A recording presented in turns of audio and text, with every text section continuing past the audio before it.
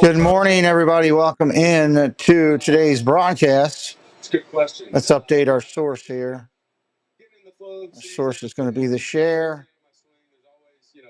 Welcome in. Welcome in. It's Orioles going for the sweep. We'll change the thing over to 3D graphics immediately as the game starts. Welcome in, Rinser. Welcome in, Douglas. Hello, Debbie. Hello, Fred O'Malley. Welcome in. All right, I got the game simulcast through MLB on a third-party processor. It is on Roku today as well, so it'll be interesting. Orioles going for the sweep. Temperature 87 degrees, humidity at 44%. Slight wind at 2 miles an hour. Not much at all right there. Braves are taking the field already.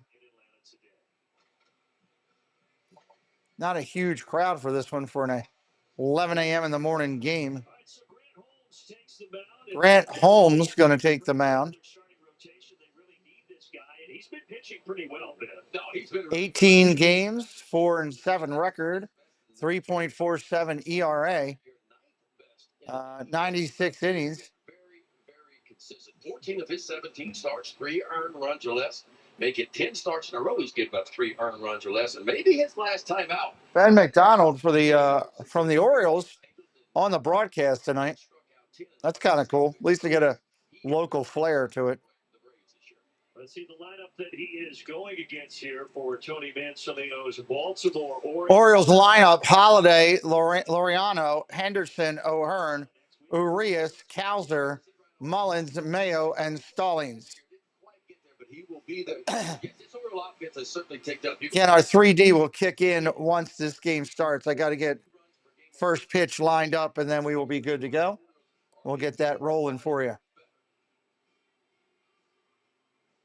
For more on today's matchup, let's take a look at our keys to the game, presented by Nissan. Yeah, I think for the Orioles, I mean, if you look at Orioles got to hunt the heater, huh? These guys throw a heater fastball's pitcher. So get out early and hunt that heater because the breaking ball. Hunt the heater. And of course, the other thing for Grant Holmes, he needs some length for the Braves. There's no doubt about that. A bullpen day yesterday where 7 pitchers were used for the Atlanta Braves. So you need some length out of Grant Holmes, and We're looking for him to protect the pen. Hopefully we'll get up over 35K today. I didn't get too excited about it yesterday because I knew with it being a video that was trending that they'd remove trolls, and they did, and I don't want trolls anyway, so maybe we'll get up over 35 today. All right, here comes Jackson Holiday's in the box. To face off against Grant Holmes. And we're ready to go. First pitch, ball outside. Let me see if I can time him up here. A lot to contend with on a hot, humid day. See if I can time him up. As you mentioned, it's been hotter for the Orioles, so he's got that to contend with. I got Holmes set for the second pitch. So let me time him up here after the first one. There goes the first one on your screen. And as soon as it looks like I'm close with this one, I'll let hit go. He's got that to contend with today as well. Steamy down south. What do you expect? Swinging a foul straight off. Yep, these guys know that this time of year. Not necessarily. Doug dropping on all the stats and the rosters and all that stuff with great stuff. Thank you, Doug. He has not gotten a haircut since 27. Kicks and deals. Trim occasionally to keep it somewhat in line. Fouls it off again. But he's a great story. And you talk about Jackson Holiday being 21 and already second year in the bigs. It took 10 years through the minors to get this opportunity. I saw that 730. It is. It's a Roku game, Jen. Hello, welcome in, Monroe Molly. Oh my God, it's going to land fair. Popped up, it came back in fair. That's going to be a single for Holiday. Single for Holiday. It's a Roku focus game, so not a lot of fans. I mean, okay amount of fans in the stands, not a ton. Everybody's running as hard as they can, but Orioles catch a little bit of a break right here. And I think Jackson Holiday might have thought that ball was going to be foul because he didn't get Laureano up next. He's standing at second base instead. He's at first. And now a former Brave and Ramon Laureano, who was with Atlanta for the Ball upstairs. 1-0. campaign, but ultimately the Orioles now get him, and he's been a nice surprise this season. I mean, the Orioles went and got Ramon Laureano to hit left-handed pitching. That was going to be his specialty, right? Well, he didn't hit left-handers very well early. He has been just crushing right-handed pitchers, and because of injuries, and quite frankly, Almost throws it away. Almost throws it away. Laureano up there. 851 OPS. He has been really good. Of course, had one of the big base hits in extra innings yesterday in Game 2. Yeah, 9-6 was the win in 10 yesterday for Baltimore. More of a pitcher's duel on Friday, 3-2. And then the Orioles going for the sweep here this afternoon.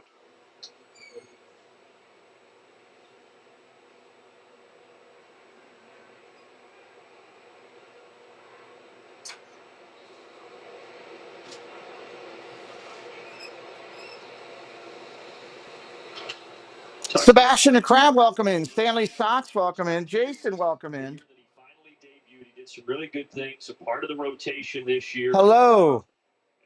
Was kind of 1 ball, 2 strikes. Late. He's been pitching well. That slider has been really devastating for opposing. Ball down low, 2-2. Swing and miss numbers on that slider, man, it is well above average at 43%. Right around 30% is kind of the big league average swing and miss on a slider. So you see he's 13 points above that. He's got a good breaking ball too. And if you look at the spin numbers, like he can really spin it. He is a spinner of the baseball when it comes to breaking balls. Because of the higher walk rate this year. Rincer's in-house with us here. 3 balls, 2 strikes to Laureano. Keep an eye on. He's got a full count here to Laureano. Throw to first again. That's 2 engagements. He can't do it anything now.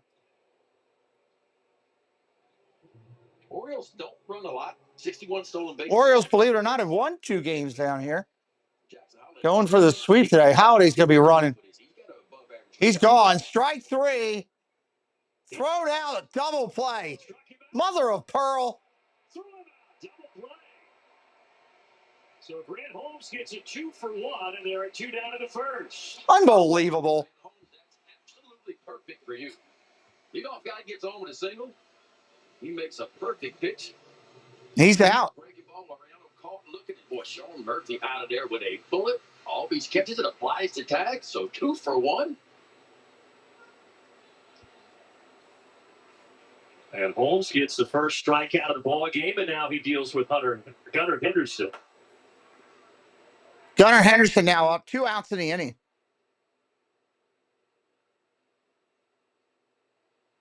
Gunnar Henderson's numbers start to kind of get in line where you thought they would be. That was called a strike. That was way outside. That was horrible. Horrible. Spring training because that's where he got injured, and so he spent most of the month of April just kind of collecting his normal spring training at bats. But when June rolled around, man, May and June, he really started to pick up the pace. It was an intercostal strain that had him hampered earlier in the year. Here he bounces out to Ozzie Albies and sends us to the bottom of the first. Ground out to Albies. That's the end of the first. That quickly, Orioles are done. For years, everyone thought Verizon had the best. Leadoff hit turns into nothing. But now the best mobile network in the U.S. is T-Mobile. Some fancy experts finished the network test, and T-Mobile sort of opened a can of whoop-up. T-Mobile's network has the most advanced 5G, with more towers, and their signal reaches further than ever. So you can text and instant talk and say, "You won't believe where I am." Seriously, we're a headline. Hey, Bottom of the first coming up. At Ace, we know whether you grill with charcoal, gas. Who's on the hill for the Orioles today? Rogers. Oh boy, it could be good or bad. All the best brands in one place, like Weber, Big Green Egg, Traeger, and Blackstone. With free assembly and delivery of your new grills, along with all the sauces, rubs, and grilling extras, you'll have everything you need for your perfect barbecue. That sounds pretty perfect.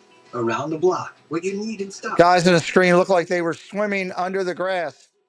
Yeah, that's the one thing I don't like about it is they've got this technology going, but they haven't figured out how to have the guys just walk on the field. Like they disappear into the ground and stuff. Welcome in, Slim Jim Boy.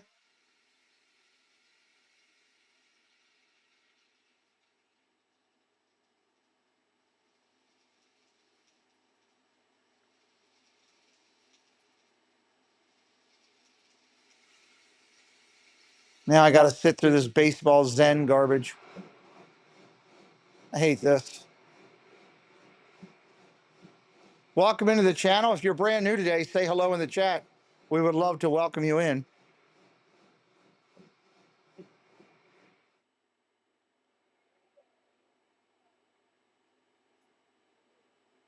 They're finishing their warm-ups on the screen.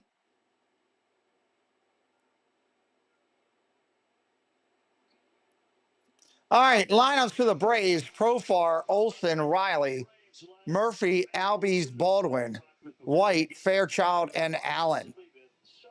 That's your lineup today for your Atlanta Braves. And also Michael Harris, Marcelo Ozuna getting some scheduled days off here with the early start on a Sunday. All right, here comes Profar. Rogers kicks and deals. First pitch coming up. Strike right there. To start the year, so this is only his 5th start of the season. Yeah, but if you go back and look when he was traded to the Orioles last year, his 4 starts last year with the Orioles were not good. The ERA over 7. The ERA this year in 4 starts just a shade over 2. So yeah, he's been much, much better. The fastball command is better, and the velocity so far this year. 1 ball, 1 strike. From what they wanted it to be. I mean, you got to go back. Trevor Rogers was an all-star with the Marlins. Ground ball tapped over to third. That's going to be trouble. He lost a little. Save. He beat it out. Monkey nuts. Beats it out. Urias getting the start at third, did everything he could, but it's an infield single. Yeah, Ramon Urias, a Gold Glover about 3 years ago for the Orioles, and he was playing back where he should have been here. Just a little dripper, just right off the end of the bat. Ramon comes. Just beats him by a hair. To get to it, a pretty good throw to first base, but not in time, as you mentioned. Profar get down the line pretty good. Runner, leadoff runner on first. Acuna plays the 2023 MVP. He is in the top spot in the order, but Jurickson. Orioles now looking to turn that double play if they can. Today, and here is Matt Olson. Thank you. Matt recently had a. Matt Olson killed the Orioles yesterday. Friday, but then he started a new streak yesterday. It was a triple short of the cycle. Like I say, he kind of made up for it yesterday. Just a triple short of the cycle yesterday. Strike coming up. 0-1 kicks and deals. Strike 2. Got to stay ahead of him. He's just having another great year for Atlanta. Now, don't give him a meatball pitch. That's the key. No meatballs here. Guy can hit. At the set, looks in. Not much he can't do on a baseball field. Fouls it off. And he's really found a home in the second spot of the order.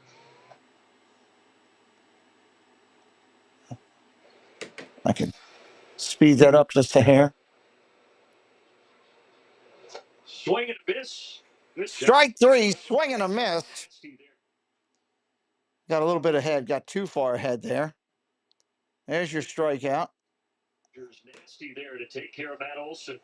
I tell you, anytime you get a hitter like Matt Olson, they kind of turn around and look at you after throwing a pitch like that. That tells you it's a pretty good pitch. Strike 3! Trevor Rogers has been good this year. I mean, the most batting average only 165. Now that's a sample size. 1 out. Here comes Austin Riley.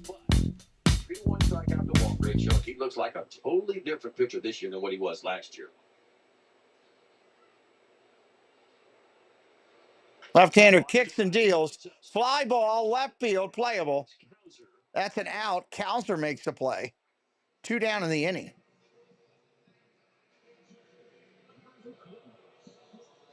Well, big for Trevor Rogers, and you and I were talking about it before the game, but that trade last year, he was brought in exchange for Connor Norby and Kyle Stowers, a couple of big pieces. So yeah, they, as far as the Baltimore front office, probably expecting a lot out of this lefty. They are. Look, and Mike Elias, general manager for the Orioles, has taken a lot of heat because it hadn't turned out like he wanted to. But there's some people might get ready to apologize. Left-hander on the set. Like the guy they thought they were getting so far this year. Strike right there.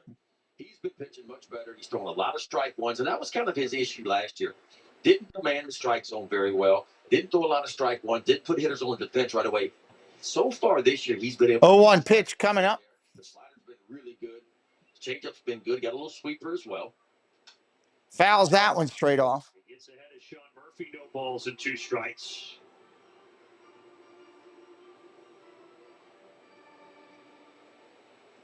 Twelve homers for Murphy. 3 of those over his last 5 starts. 2 strikes, 2 outs. Bottom of the first. Swing and a miss. Good start. Got him. Swing and a miss. 2 strikeouts in the inning. How about that? Wind up. Swung on and missed. O'Hearn coming up to lead it off here. O'Hearn, Urias, and Kowser.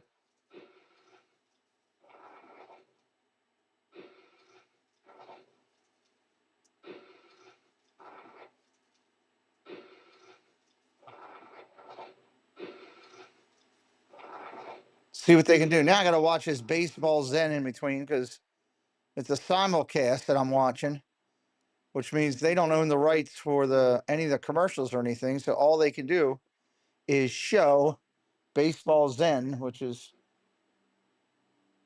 get you through, I guess. Pitcher's warming up right now. 29 good people in here. Hey, we're 5 subscribers away now. 5 away.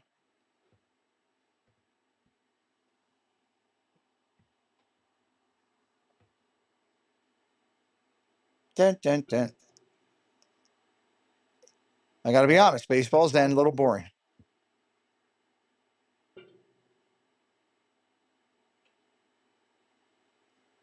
Should be close to coming back here just a minute.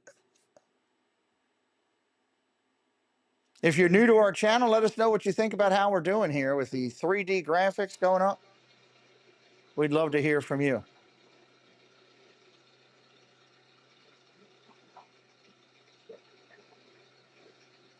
Good morning, John. How are you, sir? I think it comes down to pitching. Their pitching's been struggling, so you can have all the offense you want, but if your pitching's not there, look at the Orioles. Had some offense, their pitching hadn't been there. They've been horrible. Peter, you going to stream the All-Star game? I'm going to try. Going to try to do the home run derby too. That's our plan.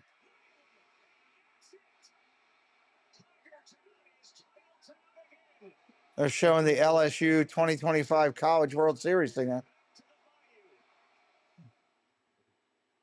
LSU, the champs. Of course, our analyst Ben McDonough was a star there, former #1 overall pick out of LSU, and you're very involved in the first pitch to O'Hearn, fouls it straight back. A pretty cool moment for you. Yeah, it really was. I mean, not just because LSU won, but it was a great. Yeah, you got to be patient with it. We saw a no-hitter from Gage Wood from Arkansas. Of course, LSU wins their 8th national title, the 2nd in 3 years. So that's the 2nd most national titles in college baseball. Ball outside, 1-1. Many years ago with 12, but yeah, happy for Jay Johnson. I mean, he wins his 2nd national title in just 4 years at LSU, so it was a heck of a year for the Tigers down in Baton Rouge. Well, you were telling us quite a story, though, before the ball game that, yeah, you were taking #1 overall. Check swing, he didn't go. 2-1. That's right. Back in 1986, my senior year of high school, and I remember Bobby Cox coming down. He was a GM at the time for the Braves. He said, "Son, we're going to draft you." And I said, "Mr. Cox, I appreciate it, but listen, I want to go to LSU and I want to play basketball and I want to play baseball because I actually went to school." Ball outside, 3-1. He said, "Well, we're still going to draft you." And back then, no matter where they drafted you, they could throw whatever money they wanted to throw at you at the time. And so, drafted in the 21st round, and the Braves got to like $80,000. And my dad was like, "Son, if they get to $100,000, which was first round money," he said, "You're going to sign." I was like, "But Dad, I don't want to play." Check swing, 3-2. And thank gosh the Braves stopped at $80,000. But I got invited when I got drafted to old Fulton County Stadium and got to come pitch in person for a lot of the brass here. And that was a good experience for me. First time I'd ever been in a big league ballpark, so it was a really, really cool experience. But I don't regret my college decision at all. I mean, get to play at LSU and get to play on an Olympic team and do some ball down low. There's a walk. Yeah, Started up.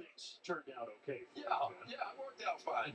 And anytime you get a chance to be an Olympian, it's a really cool thing. And we got to do that in '88 and win the gold medal. And so that was really, really cool. But I certainly like the Braves organization, and it's one of my. Sebastian, the Dodgers guy. Hello, welcome in. What a unique and cool channel name. I grew up a Braves fan and a Cubs fan.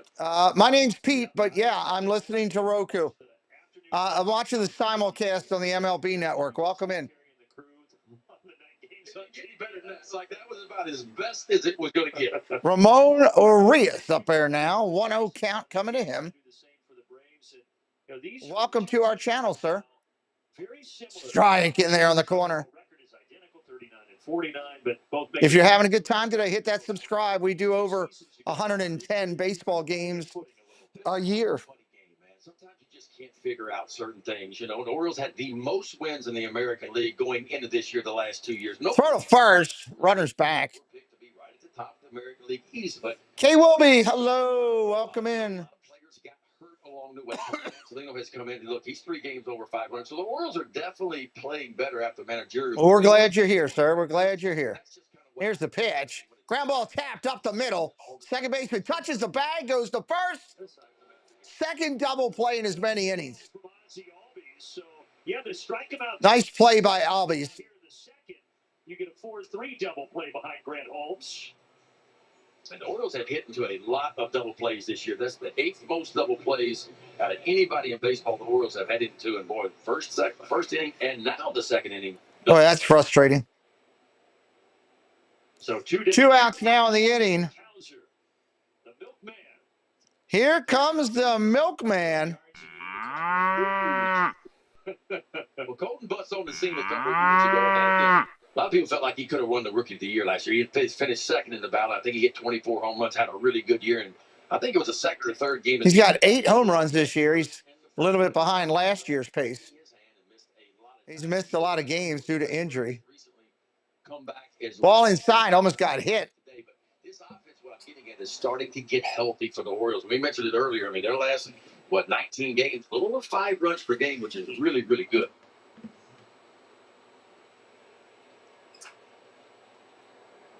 Ball down low. It was ultimately 2 months, all told, that he missed with that broken left thumb. 2 months that he missed. That's a long time when talk about baseball.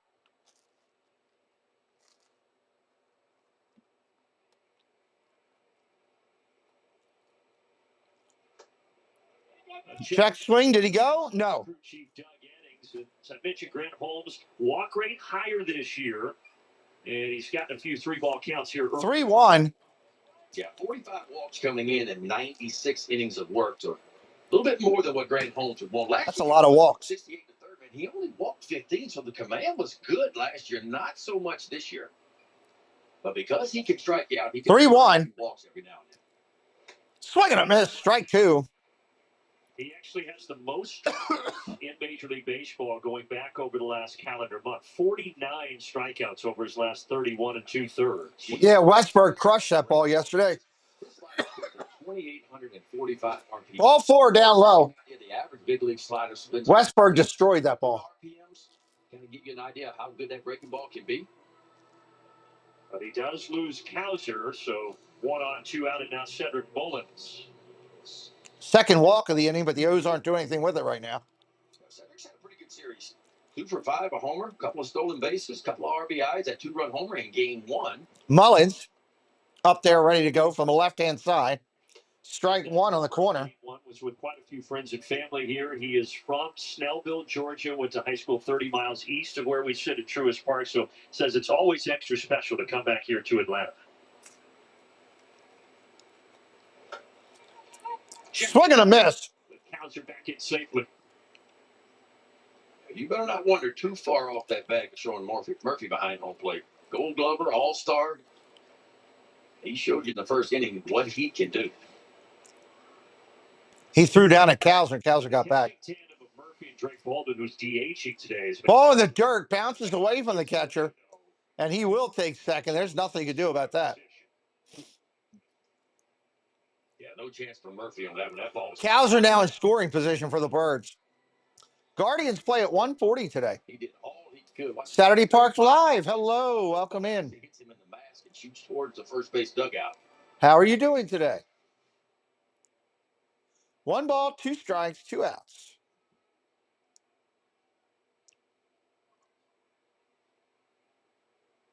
Rip it, Mullen. Tapper right to the catcher's got it. That's an out. He makes the most of it.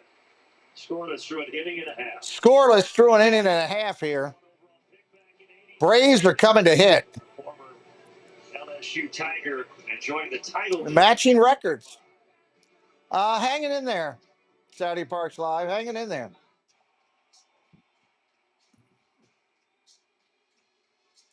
just biding my time to the Maryland meetup and getting back to the park, and December down at the parks, January, all that. Brandon, hello, welcome in. Sweet Richard, hello, welcome in. Good to see you all here today with us as we're doing early morning Roku baseball.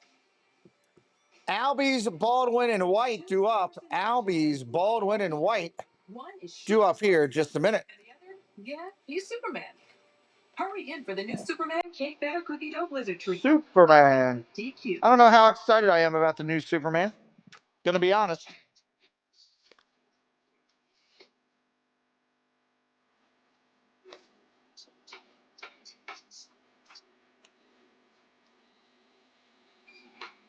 You got us. We got, you know.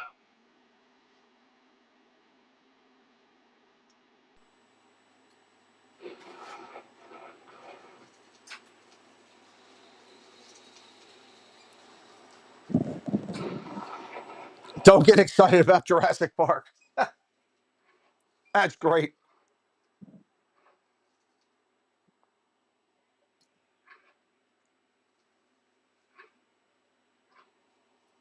What did I miss? What did I miss? What did Sweet Richard put up? Oh, prayers for Texas. Yeah, absolutely. Absolutely. Yeah, the lineups are out there for the All-Star. I'm excited about it.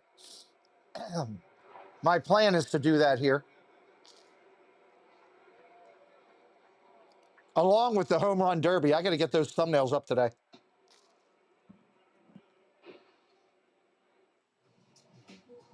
Over the last month and a half, Tony Mansolino has been the interim manager, replacing Brandon Hyde. And for Tony, well, it's like father, like son. His father spending 40 years in professional baseball and is currently in the Atlanta Braves organization as a player development advisor. And First pitch to Albies is a strike. Hello, Dave's Disney Dreams. Welcome in. Your players can't have a fear of failure. That is the number one thing. They've got to be willing to be aggressive, not afraid to make mistakes. And then secondly, you've got to give players with Swing and a miss, strike two. A little bit of leash. That was something he felt like he learned back in 2019, managing the Columbus Clippers and the Cleveland Guardians organization. He had guys like Adam Rosales, Carlos Gonzalez, Cameron Maven. When is the home run derbies? But Monday? Swing and a miss, strike three. Take a seat over there. That's an out. Windup. Swung on and missed. Yeah, he's thrust into a situation here, right, that he didn't expect. He didn't go into this season thinking he would be the manager. So to have somebody like his father to rely on for daily conversations, that's got to be an invaluable resource. No doubt. I mean, yeah, Monday's the home run derby. 40 years, and so it almost. And Tuesday is the All-Star game. Ground ball to second. That's an out. Baldwin goes down. 2 outs in the inning. What a wonderful blessing that is for Tony to have a dad that's spent his whole life. I definitely want to do both. I want to do both. You're right. Tony will tell you, I didn't expect to be the manager. This is not how I wanted to be a big league manager. I wanted to earn it a different way. But I'll get those thumbnails up tonight. Look, he's done well. I mean, he's communicating well with the ball club, changing a few things along the way, fighting his. This isn't an online game. This is the actual game at the stadium. This is not a video game. You mentioned 3 games over 500 since he took over. And he's at 42 years old. 2 outs in the inning. Strike one to White. Starter on Friday night, Charlie Morton. So he's A young manager, yes. Fouls that one off. He's a baseball guy, man. He's a gym rat kind of a guy, you know. And I like to watch him work with the infielder. That's kind of his specialty. 2 strikes with Rogers right here. Oh, no problem. Yeah, it's easy to come in and think it would be a video game, but this is the actual game. This is called, oh, I should have the 3D graphic thing up. I had to take that down this morning. Where's it out? Going for the sweep today. Trevor Rogers has been on point so fly ball right field, playable. A very quick bottom of the second, getting Albies, Baldwin, and White in just 7. 3 outs. That'll go. Bottom of the second. We're done. We're going to the third. We will be right back here momentarily. Hello, everyone. It's Chris with Park Hopper Choppers. If you're headed down to Central Florida and you need a mobility scooter, give us a call, 407-989-9618. We can bring it right to your resort, right to the park, or right to your Airbnb, no problem. We were voted best mobility scooter rental in Central Florida by my mom. Give us a call. Ajana Claire Wise Travel is an upscale travel design and consulting firm specializing in curating ultra-luxurious travel destinations designed specially for business professionals. Focusing to deliver the once-in-a-lifetime experience that will create lasting memories, encompassing adventures in Europe or the Americas, luxurious river cruises, relaxing beach getaways, or detailed trips to Disney locations worldwide. Ajana Claire Wise Travel personalizes the experience. What rich and exciting moments do you want to create for yourself this year? Well, start writing your story with Ajana Claire Wise Travel today. Every Friday night at 9 p.m. Eastern, the Disney News and Merch Show comes to your living room. Join us as we bring you the latest updates from around the Disney parks, including brand new merchandise, exciting food offerings, and all the up-to-date news you need. Don't miss the Disney magic right here on the Pete McDevitt Show. All right, top of the third coming up.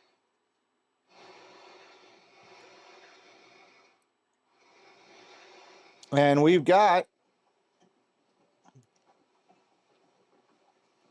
don't know why that thing is all the way up there, Doug.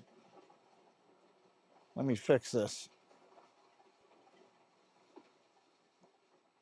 That's who we've got coming up this inning. Mayo, Stallings, and Holiday coming up. Good morning, Jeff Condon. Welcome in, sir. Welcome in, welcome in. MLB Sunday leadoff on the Roku channel is brought to you by Ace, the helpful place. Wiley and all his friends down there on the field. It's mascot day here at the ballpark. It's mascot day at the ballpark. Where's the Orioles mascot? It's got to be nice and cool inside those outfits. You hope that they have a ventilation system. No score as we go to the third. Grant Holmes back to work. Mayo up there first. First pitch is a ball. So Kobe Mayo getting an opportunity. Kobe Mayo finally up over the 200 mark as a hitter for the Orioles. 2020. He's been sucking wind for a long time. Swing and a miss, 1-1. For this kid this year, Ben. I think he's starting to get a little bit more comfortable. Obviously, he's blown up AAA the last couple of years, and he came up last year and was really overmatched a little bit, which is kind of what we're starting to see more and more coming from AAA to the big leagues. It's like the pitching is so much better because with the injuries that we've had at the major league level, if you could pitch and you're a pretty 1-1 at the big league level right now, there's not a whole lot of dudes down in AAA because of the injuries, and I think swing and a miss, strike two. Just a little bit. Matter of fact, the average AAA hitters hitting about 266 on the year, but the average big league hitters hitting about 244, 245. So it's a 20-point difference between batting average from AAA and now the big leagues. 1-2 coming in. Gap it's ever been between AAA and the big leagues. Ball in the dirt. Thank God he didn't go after that. To your questions, and he's starting to feel his way at the big league level. His first stint with the Orioles this year was not very good. He struggled a little bit again, but since coming back the second time, he's starting to get his feet under him a little bit. And look, it just takes some time, man. You've got to have big league at bats if you're a hitter, and of course, if you're a pitcher, it takes starts. Ball down low, 3-2, going full. At the big league level. And a 3-2 count here. Does have a very patient plate approach, does Kobe Mayo.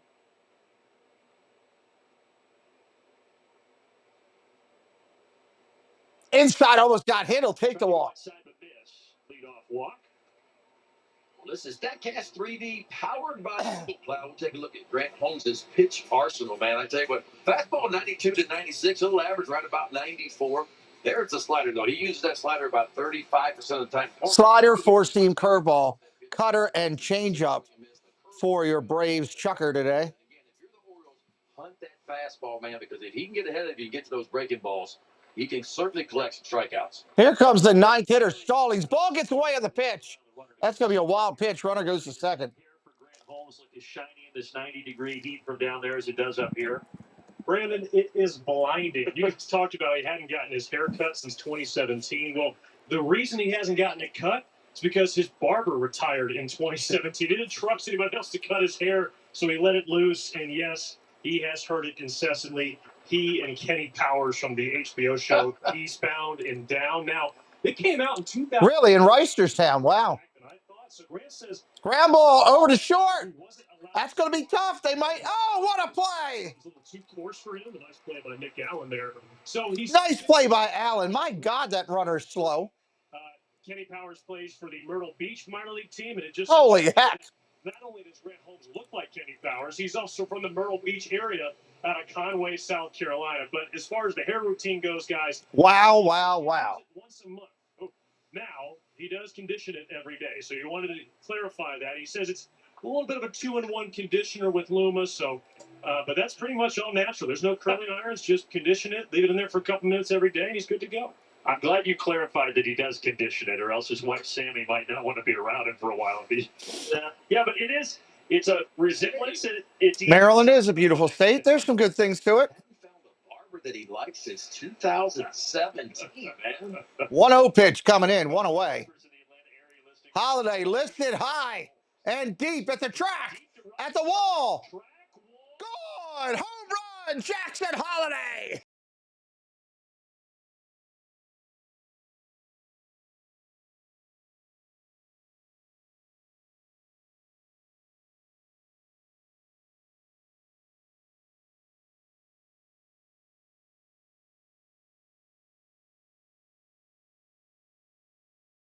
Blast. How about that, Holiday? 36 RBI. Watch the top hand here. See how the top hand comes off the bat right there? That allows him to stay through that ball. 375 feet away. For his 11th long ball, his 36th RBI, the Orioles strike first in Game 3 of this series. Yeah, that was impressive. Enough power to get that out. Now the Homer Hose celebration. The Homer Hose and the pirate hat going on. He ate ground beef every day of the offseason, trying to put on muscle and trying to put on weight. And it worked for him. He gained 10 pounds. He showed up in spring training. He didn't look like a 21-year-old. I mean, he looked like a guy that's in the prime of his physical career. It's added a little more pop in the bat. You talk about a guy that struggled his first time in the big leagues last year. Like, he was overmatched there for a while, but it has been totally different this year. But certainly big 1 ball, 2 strikes to Laureano. He was a 7-time All-Star, 15 years of the bigs. But Jackson, there's no question he has a bright future. Yeah, and I felt bad for him last year because he was the number 1 prospect in baseball, and he came up, and everybody wanted to feed a piece of him. And I just felt like he never got into a comfort zone last year. A lot of attention, and first overall pick, that's what happened. And his brother. Line drive, base hit. Center field, right center, actually. Just about a week away from right now, so could be the first time in Major League history 2 brothers go 1-1 overall in 2 different drafts. Laureano singles here. Yeah, that draft will be held, of course, for the All-Star game right here in Atlanta. That draft is just outside of Truist Park across the street at the Roxy, so could be witnessing history for the Holiday family. Yeah, most people think it's either going to be Cade Anderson, the starter from LSU, or Ethan Holiday with the number 1 overall pick to the Washington Nationals. Pitch comes in. That's a strike right there. To 2 brothers going first overall. You had the Upton brothers, but BJ went number 2 in the 2002 draft, and then Justin went first overall in the 2005 draft.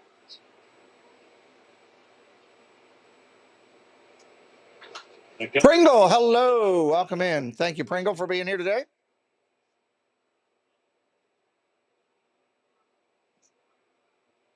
Gunnar Henderson from Selma, Alabama. And it sounds like talking to Gunnar yesterday that nearly every citizen in the city of Selma, Alabama is here in Atlanta this weekend. Like, he brought a lot of people with him. Ground ball to short, a second, flip to short for 1. Another double play, 3 in a row. 3 in a row. Bottom of the inning coming up. Bottom of the inning coming up.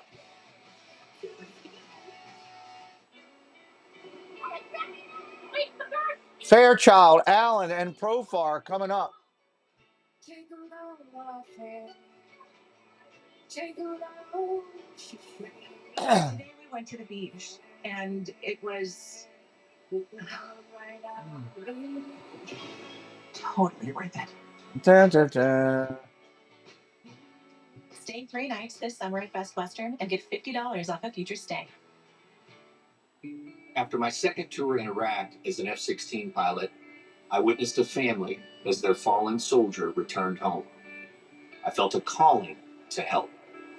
Budweiser has believed in folds of honor for 15 years. Codes of honor. Today, we honor our veterans and the 62. It is important to honor our veterans. That's more than they do so much to make this world the way it is. The veterans and their families, because the families serve just as much, everybody. They really do. Hello, Tina Marie. Welcome in. Hope that your vacation time is going well.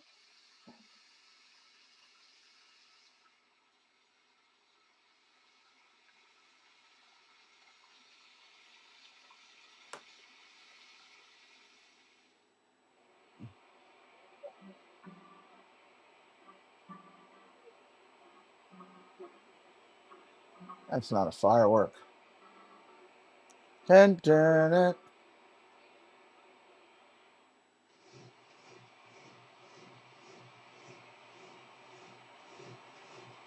See if that'll work.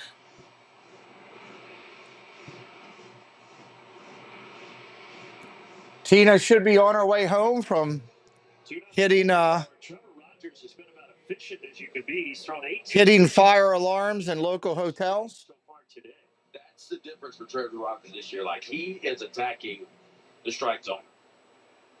I've always thought of pitching is offense, not defense. Pitching is attacking the hitter, putting on him on defense right away, and then be able to get to your off-speed pitches. That's what Trevor Rogers has been doing so far in this Oriole uniform this year. Is throwing the eighth. A lot of strike runs, ones, and a heavy percentage of fastballs for strikes as well. Gets ahead of Stuart Fairchild. Fairchild getting a spot start. Ground ball to short. Oh, backhanded play by. Oh my Lord! Henderson with a cannon across the lane. Wow! Gunnar Henderson for the Orioles and Nick. Wow! What a play!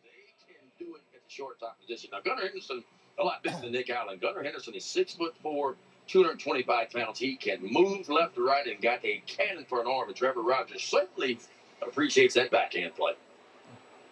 And now here is the other shortstop, Nick Allen.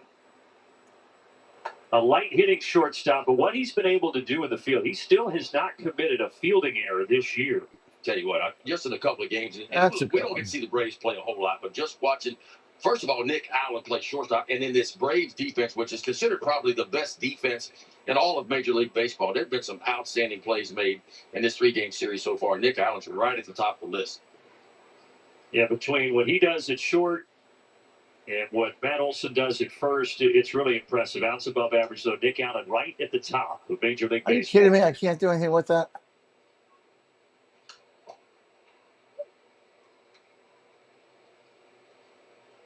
Yeah, and look, as a pitcher, when I know I got guys behind me that can play defense, I'm less likely to try to strike. 1 ball, 2 strikes. I don't know what happened, but like 5 or 6 years ago in baseball, it felt like 2 ground balls and a pop-up became a bad inning for a pitcher. It's like, we got to walk 2, we got to strike out 2, we got to get over a hit, and then we get out of the inning, you know. And Trevor Rogers likes to pitch to contact. When you got a defense behind you, like the Orioles have, like the Braves have, man. 1 ball, 2 strikes. Roger, now time is called.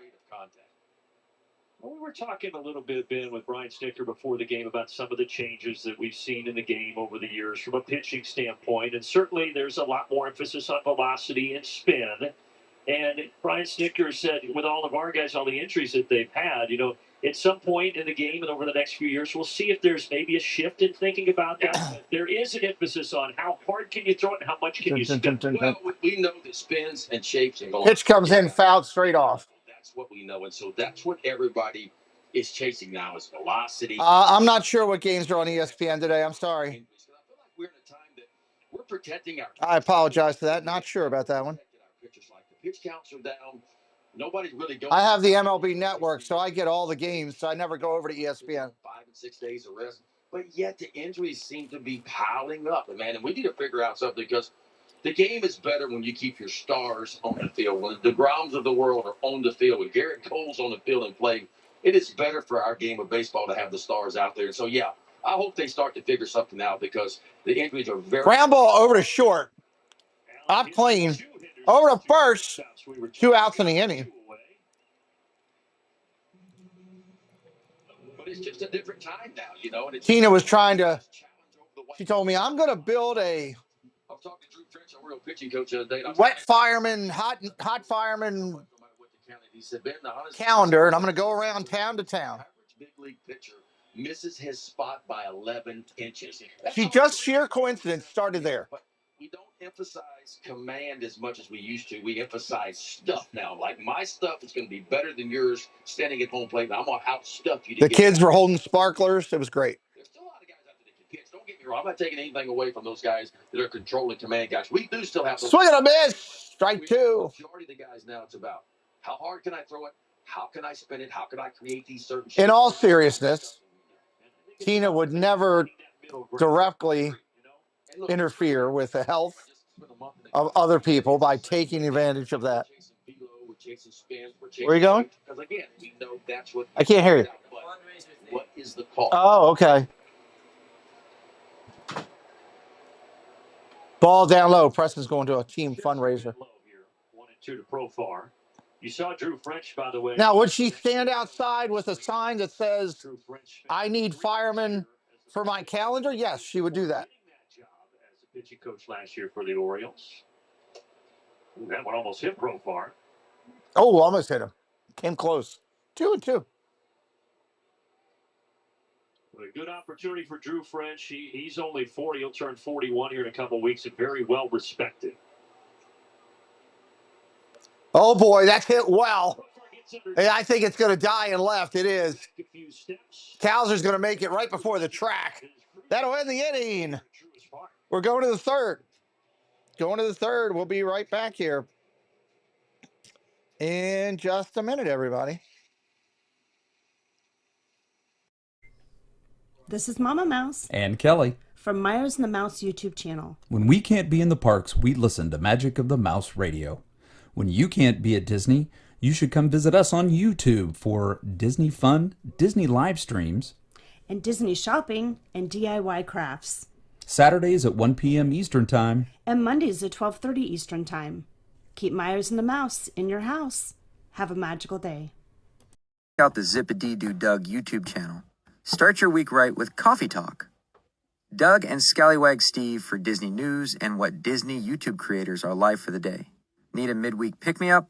Hump Day Hangout is your go-to for hilarious banter, games, and the perfect escape from the workweek blues. And join Monorail Molly, Kelsey Elizabeth, and Doug for Shade Room Runway for the latest styles, fierce looks, and a runway show you won't want to miss. Whether you're looking for a laugh, a dose of inspiration, or just a good time, come check out the coolest YouTube channel out there, Zip-a-Dee-Doo Doug.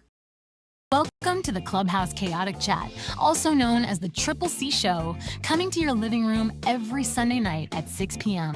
Hosted by an incredible all-female cast, this ensemble delivers Disney magic weekly through intriguing interviews, spotlighting creators and members of the Disney community.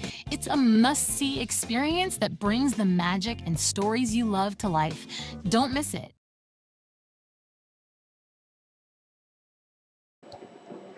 Yes, don't miss it. Goes live tonight.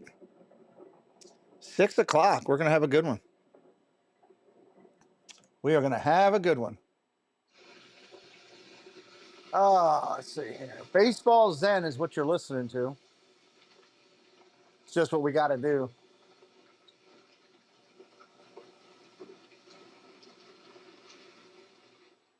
Trevor Rogers grooving. The Orioles up 2-0. A moment ago, Wiley Ballard caught up with Tony Mansolino. Tony, it's only 5 starts for Trevor Rogers so far. What have you liked about him this season? He's been great. I mean, for starters, the big thing, the difference this year is just the fastball velocity has been outstanding. But, he's looking more like a guy that... Doug, that's great. All right, here comes a pitch coming into O'Hearn. Curveball for a strike.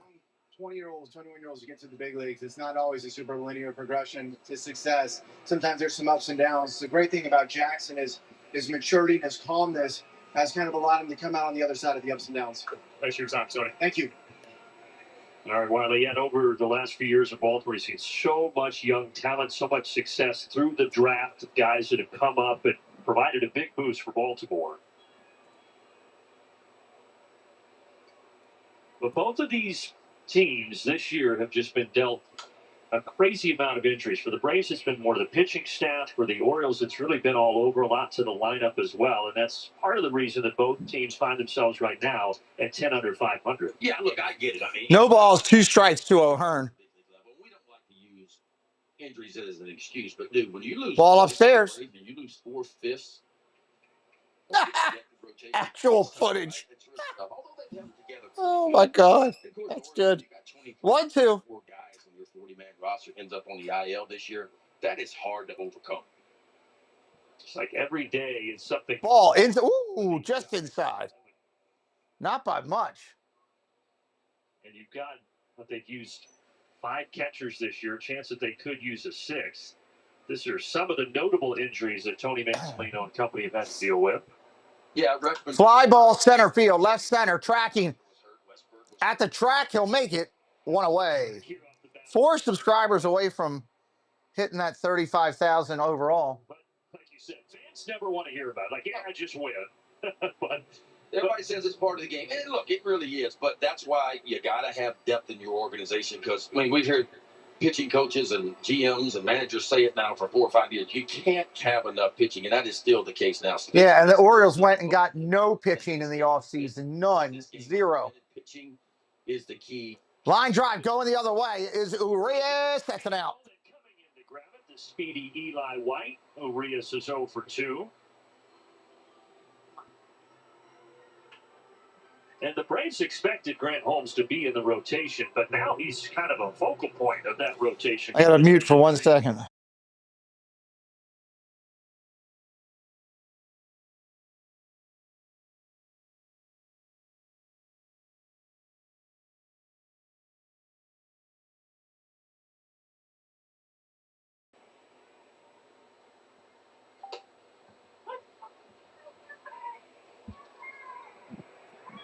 Look at all of those names. Strider twice. No balls, 1 strike. He injured his hamstring. He's healthy now, but as you said, 4/5 of the rotation. Check swing for Cowser right there, and that's a strike. So, of course, he's made up for that. He's had a wonderful month of May and June. He's been really, really good. Looks like to me, Austin Riley is playing well, starting to hit the ball a little bit. Ronald Acuna Jr. has been really good, obviously, since coming back, too. Swing and a miss. Holmes is settling in, just a 10-pitch inning. Speaking of Matt Olson, he'll be coming up. String and a miss, strikeout. That's an out. Needed a little assistance. Matt Olson says, no problem. I got your partner. End of the inning. We're going in the middle of the 4th. So many choices on Booking.com, like this waterfront hotel. Even Yankees fans are loving Boston. Oh, no. We're just keeping tabs on arrivals. While enjoying your hotel's view of the harbor. Is that what that is? And their well-reviewed clam chowder. That's all they have. Yeah. And are those your kids dressed as Boston lobstermen? Not our kids. Nope, I don't want that. Get that out of there. With millions of possibilities, you can be a fan. Get off of there. Booking.com, booking.yeah. Laundry call. Let's dig deep, people. And cards. Stench drenched. Where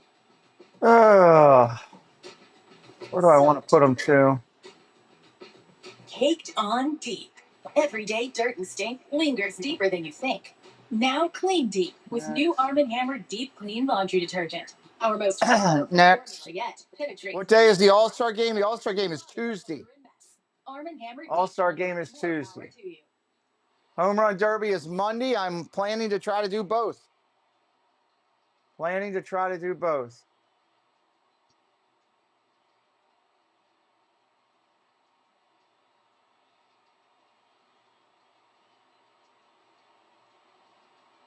11 a.m. Where's 11 a.m.? Good Lord, this video I'm uploading says it's going to take 1 hour and 10 minutes to upload. Holy hell.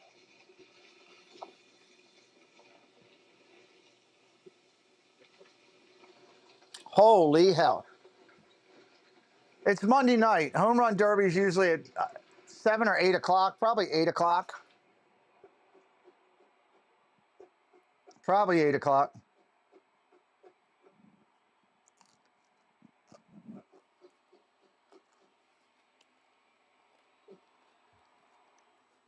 Wonder where Sullivan is. With Brian Snitker. Snit, Grant Holmes, what has he provided you this year? His emergence as a starter, giving you life. Yeah, it's been great, especially with all the injuries we've had. He's been a constant. I mean, he's taken the ball every time. He's pitched a lot of innings and just his stability. Think about your lineup. All right, left-hander on the hill for the Orioles. Rogers ready to go. Hey, what's up, Ryan Rowe? The early game, Ronald's played every inning since he's been back, and I just thought, you know what, we're going to get some fresh legs in there on the early game. Snip, thanks for your time. All right, thanks, Wiley. Yeah, when Ronald Acuna Jr. came back from that ACL injury, the thought was try to sneak him an off day here and there, but he started playing well, and he told Ryan Snicker, I feel really good. I would like to be in the lineup. Pitch comes in. That's a strike. 2-1. Did the O's win yesterday? Yes, they're going for the sweep. Going for the sweep. Quick turnaround today, so it makes sense when 11:30 a.m. start. Rogers kicks and deals. Swing and a miss. Strike 2. 2-2. Yeah, it was tied late. Orioles scored 3 in the 10th, I think it was. But Acuna was voted an All-Star, and he will be in the Home Run Derby. So the folks in Braves country that are going to get to see him here next week in that All-Star game, very excited for Acuna. I remember coming in here a couple of years What's up, Patrick Julian? How are you? Ground ball over to second on the shortstop side of the bag, and Jackson Holiday throws him out. Threw some guys out from right field, hit some home runs, some extra base hits, stole some bases as well. And look, Ronald Acuna Jr. is just can't miss TD when he plays like that. Dude is fun to watch. Yeah. Wiley asked Matt Olson, who just grounded out before the game, can you learn anything from being behind? He said, honestly, he's just so God-gifted that I don't know that I can't. 2-0 here in the 4th. Bottom of it. Aren't familiar with it all. There's no doubt about that. He's just a different kind of player. Strike right there.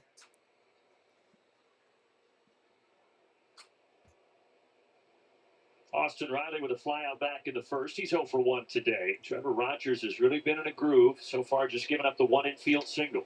Riley's been good, man. He is really coming on. 2 balls, no strikes. 5 with a homer and 3 RBIs in game 2.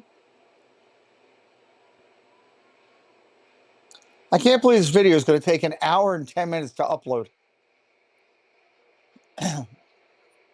Ball outside, 3-0. You don't want to start walking, people. Baltimore, and I looked at it from an offensive standpoint. Do not want to start walking, people. Defense needs some work, but man, he has worked really hard on his defense. And I'll tell you what, he's as good as it comes over third base now. Like, he has really improved his game. Yeah, the increase in his defense, the effectiveness in that, just tremendous. Look at the National League leaders in hits behind Trey Turner is Austin Riley. Ball 4, walk him. Trevor Rogers, who's been living in the strike zone today, does give up his first walk. The first bat of the game, Profar got a single, and then Trevor Rogers would retire the next 10 in a row before that walk to Austin Riley right there. Koya, welcome in.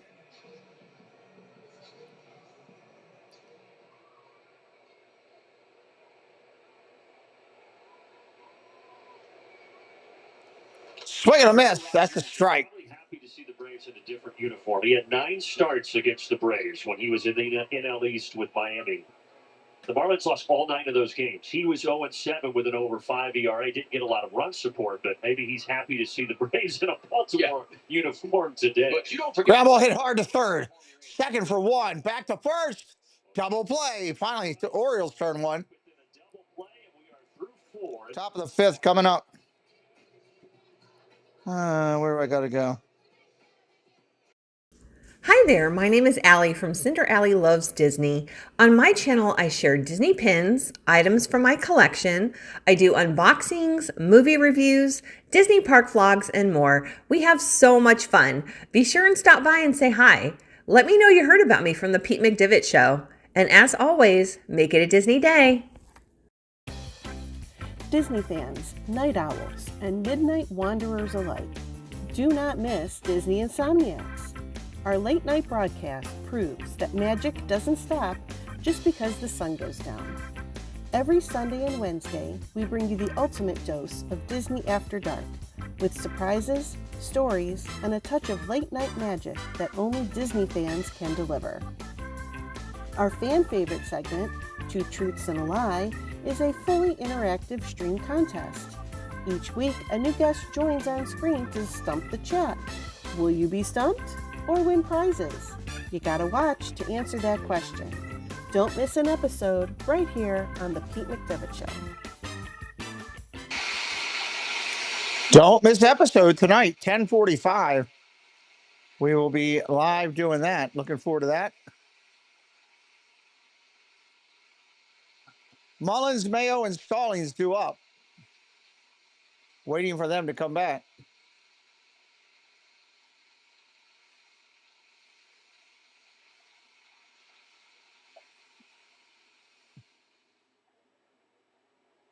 Oh, it's taking forever.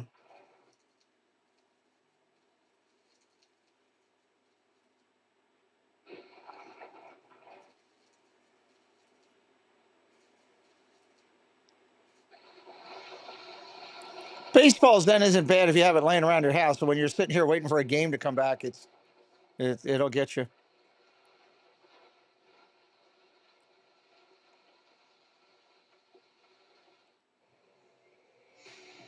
So the All-Star game here in Atlanta 2025, last time it was in the ATL 2000. Hometown boy Chipper Jones homer to left center in that game, and then a 26-year-old Derek Jeter was the All-Star of that MVP ball game. Well, the first pitch. Fly ball, first pitch, right field. Mullins is out, one away. Settles under it for the first out. But it's always special to have the All-Star game in the home park. So for the Braves, they're very excited and talked about Acuna getting the start out in right field. He'll be in the home run derby in that game as well. And all those festivities coming up next week. Along with the draft, man, I tell you what, it's hard to believe it's already the All-Star break. We are right there at it. One out. Here comes the pitch coming into Mayo. Ball inside, 1-0. Weeks after the All-Star break, it'll be interesting to see what both of these two teams do with the trade deadline approaching. Yeah, I mean, look, both of these teams need a run, and they need a run where they win like 8 in a row, or 9 out of 10 or something like that. Check swing, he went. The Braves come in, 8 games out of that final wild card spot as we go into play today. The Orioles 7.5 games back to the final wild card spot in the American League. Not easy for either one of these teams. I mean, it's going to take a big run to be able to do it, but the GMs for both these clubs got some tough decisions to make here in the next couple of weeks. Are you going to be buyers? Are you going to hold pat? Are you going to be sellers? What are you going to do? And I think the play for both of these clubs the next couple of weeks will determine that. Strike right there, 1-2. Come on, Mayo. Tomorrow, and then a couple of series before the All-Star break for both the Braves and the Orioles. And the Orioles are certainly trending in a better direction with the Braves. The Braves have only won 2 of their last 10 games. The Orioles playing a little bit better than that, trying to make a little bit of a run. Line drive up the middle. Second baseman's there. He's going to throw him out. That took away a base hit. Nice play. 2 outs. Albies is almost playing right behind the bag. That's 6 in a row now for Grant Holmes. He's kind of sprayed it a little bit the first couple innings. Had 3 walks there in the first couple of innings, but since then, man, that's 5 in a row he's retired. Actually, 6 in a row he's retired. We've also had 4 double plays already in this game. He's going to bring up the backup catcher. Swing and a miss. That's a strike. That's odd for Atlanta. I mean, you look at them coming in, they had the 6th fewest double plays turned this year, but the pitching staff also strikes out a lot of guys. 3rd most strikeouts in Major League Baseball, so you don't have as many opportunities to turn double plays. Swing and a miss. Strike 2. This guy's got 1 hit since he's come on. Striking out a lot of guys. He's got 2 so far today. I came in 9th in the National League in strikeouts with 113 of those.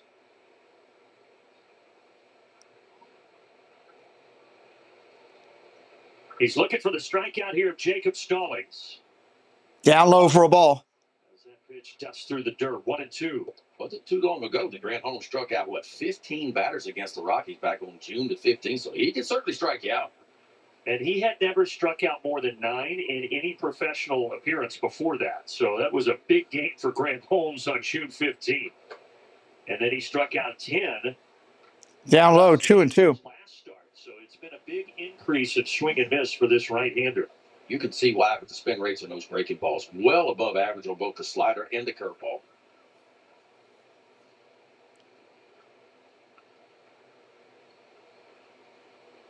Fouled straight back, 2-2. Thrust into action here because of the injuries that they've had at catcher. The veteran who started the year in Colorado, they released him, and then the Orioles went and picked up Stallings. Yeah, what a big base hit he had yesterday in extra innings, right? First base hit as an Oriole was a 2 RBI double in extra innings. Helped get him that 9-6 win. Fouled off again, 2-2.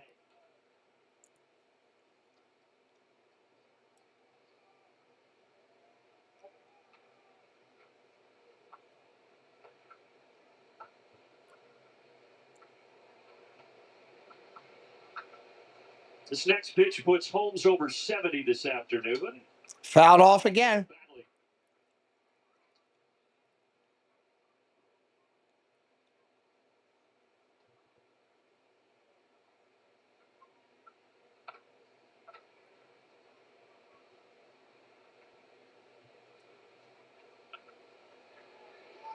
Pitch number 8 of the at-bat.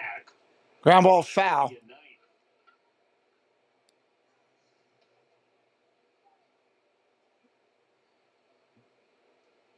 Stallings has been a glove first catcher in his career. Won a gold glove back in 21 with the Pirates. Right now he is trying to keep this top of the 5th alive. Swing and a miss. Strike 3. Holmes wins the battle. Middle of the 5th coming up. 1-2-3, top of the 5th. We'll be back in a moment.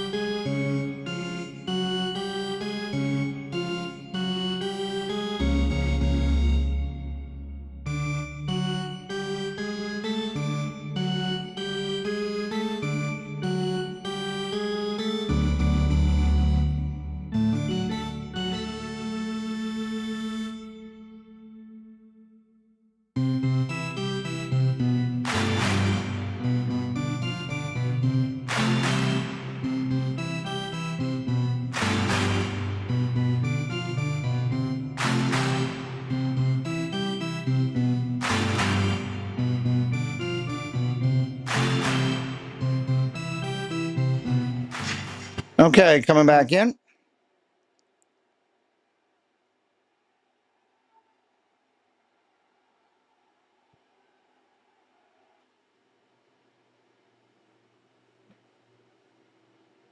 Hey, there's a squirrel on the TV.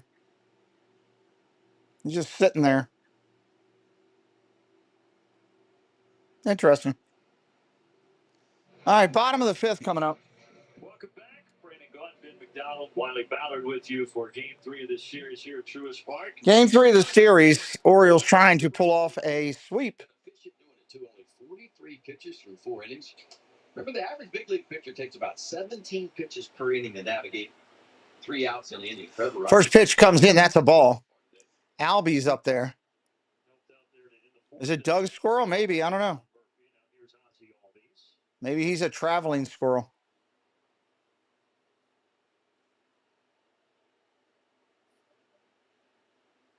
Ozzie, now the longest tenured Brave in his 9th season, debuted back in 2017 alongside former Braves A.J. Minter and Max Fried, but both of those guys have since left. Ground ball hit hard over to third. Backhand by Urias over to first. Nice play. 1 away. Gold Glover with a really nice play right there at the backhand side. That's some clean defense in this. 1 out here. Orioles made 1 error yesterday. Skipper's interference by Gary Sanchez, and that's the only error in this 3-game series so far. Either one of these. It's going to bring up the left-handed hitting. Goodwin. Baldwin, I mean. Good one. Baldwin. That was impressive. Both Rogers and Holmes have pitched pretty well here. Yeah, anytime you can fool a hitter and get him that far out in front, you feel like you've done your job as a pitcher. But Jackson Holiday was just a little bit better on that pitch right there. Kind of took the top hand off the bat and let that bottom hand stay through the zone and just powered it out.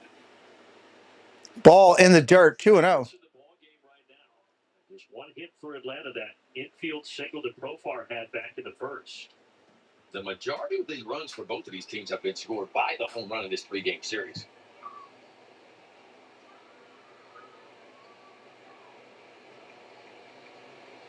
Young rookie catcher Drake Baldwin here for Atlanta. 3-0. That was nowhere near close. Welcome in, Mr. Fulton. Absolute bombs hit here at Truist Park.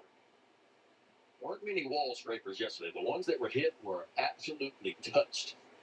Of course, this is the time of year, as you mentioned earlier, the ball begins to jump. Weather heats up and that ball begins to fly out of the ballpark. And it was flying yesterday. You know what, Westberg's yesterday for Baltimore went 461. 460-something straight away. So it landed in the water. I didn't know they had water out there, but I saw water splash when it landed. Felt like we were in Ball down low. He walks him. Chattahoochee Falls out there in center field. Baldwin with a walk. And on a hot day, baseball's probably happy to take a splash out there. Yeah, this is the homer for Westbrook yesterday. Yeah, and I knew Westy had some pop in his bat. Everybody did, but that was like 20-something feet further than any home run in his career. 461 feet that one went dead center field. Ball outside. First pitch coming in. Outside to White. White 0 for 1 today. Orioles looking to turn another double play. 50 yesterday for Baltimore, so they were flying out of here.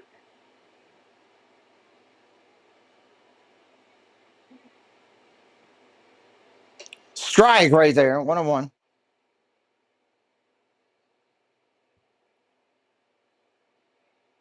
Normally, Michael Harris starts out in center, but Eli White getting the opportunity today. Harris has been struggling a little bit at the plate, and Brian Snitker getting him a few days off here recently. Fouled straight back. Trevor Rogers has been good so far. It's been more of the same. Now, the velo for me is a little bit down than what we've seen in the last 4 starts. But Looks like I need to time this up again. Looks like it got ahead. Well, let me do that.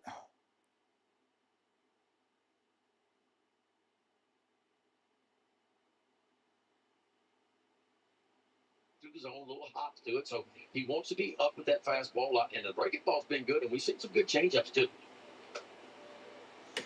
Like that. Ball just misses outside.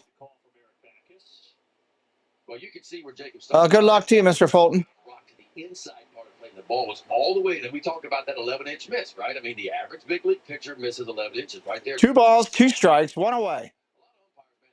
Runner on first. Rogers kicks and deals.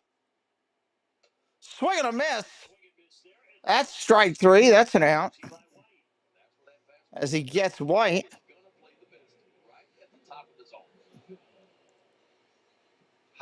I had moved my thing, so. Steer right 3. Sit down over there, son. The ball's like it's rising, like it's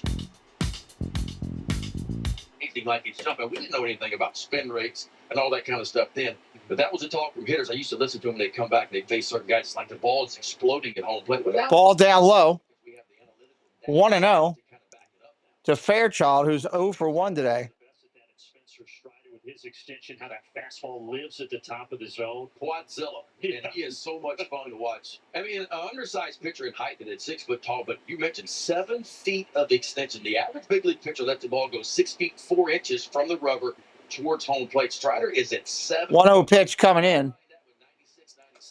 Strike. 1-1. Because of his extension towards home plate. He is fun to watch, man.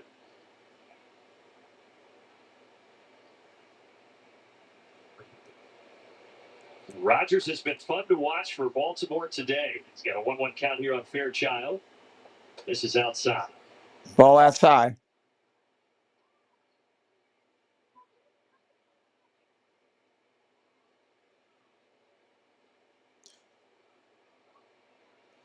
Runner on first gets his lead. 2 outs in the inning.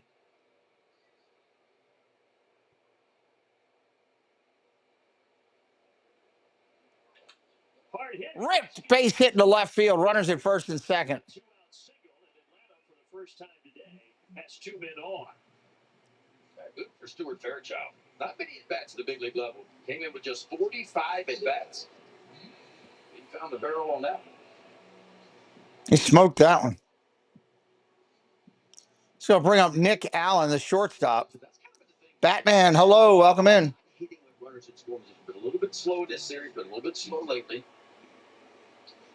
It's one of the reasons, Ben, that they have lost so many close games. 11-21 in one-run games this year. Right-hander steps in, waiting on the pitch. Their inability to move runners over and get them in key spots. Strike right there.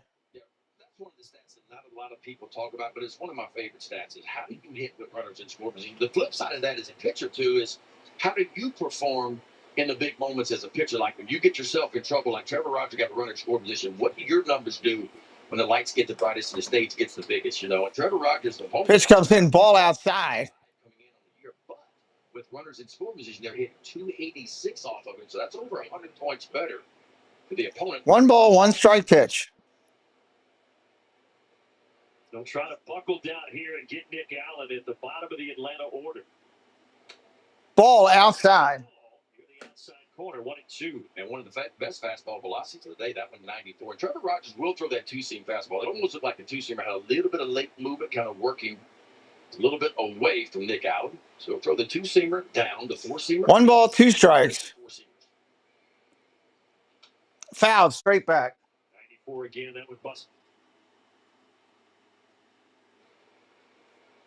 94 again, that would bust it in on the hands.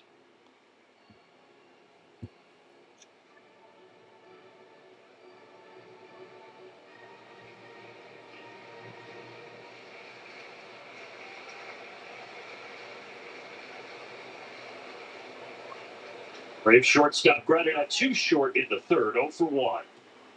Fouls, another one straight back. I'll try to speed it up just a little bit here.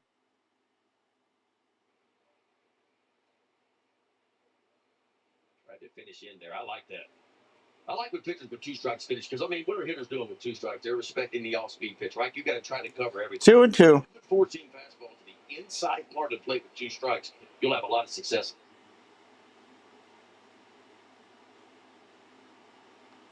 Success of the pitcher most of the time. Foul, straight back. Pretty good at bat going on by Nick Allen right now. Man, he's falling some tough pitches to extend. 2 balls, 2 strikes, 2 outs. He doesn't hit for pop, but he'll battle up there, that's for sure. He does have a couple of hits in the series.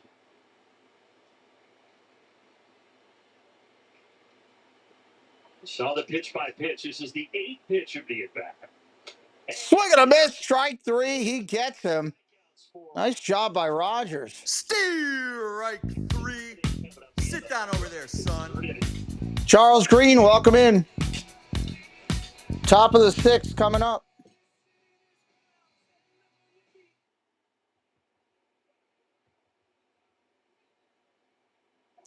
Holiday, Laureano, and Henderson due up in the top of the 6th.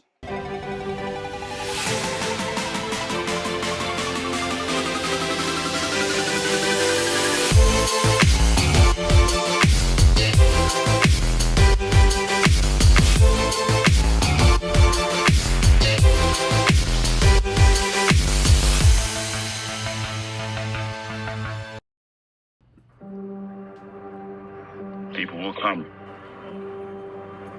and they'll watch the game. And it'll be as if they'd dipped themselves in magic waters. The memories will be so thick, they'll have to brush them away from their faces. The one constant through all the years has been baseball. America has rolled by like an army of steamrollers, and erased like a blackboard, rebuilt and erased again. But baseball has marked the time. This field, this game, is a part of our past. It reminds us of all that once was good, and it could be again. Thank you for joining us. We hope you're loving the broadcast so far If you haven't already, take a moment to like the stream and subscribe to the channel so you never miss out on future shows. Now, back to the man himself. Here's Pete with more of the Pete McDevitt Show.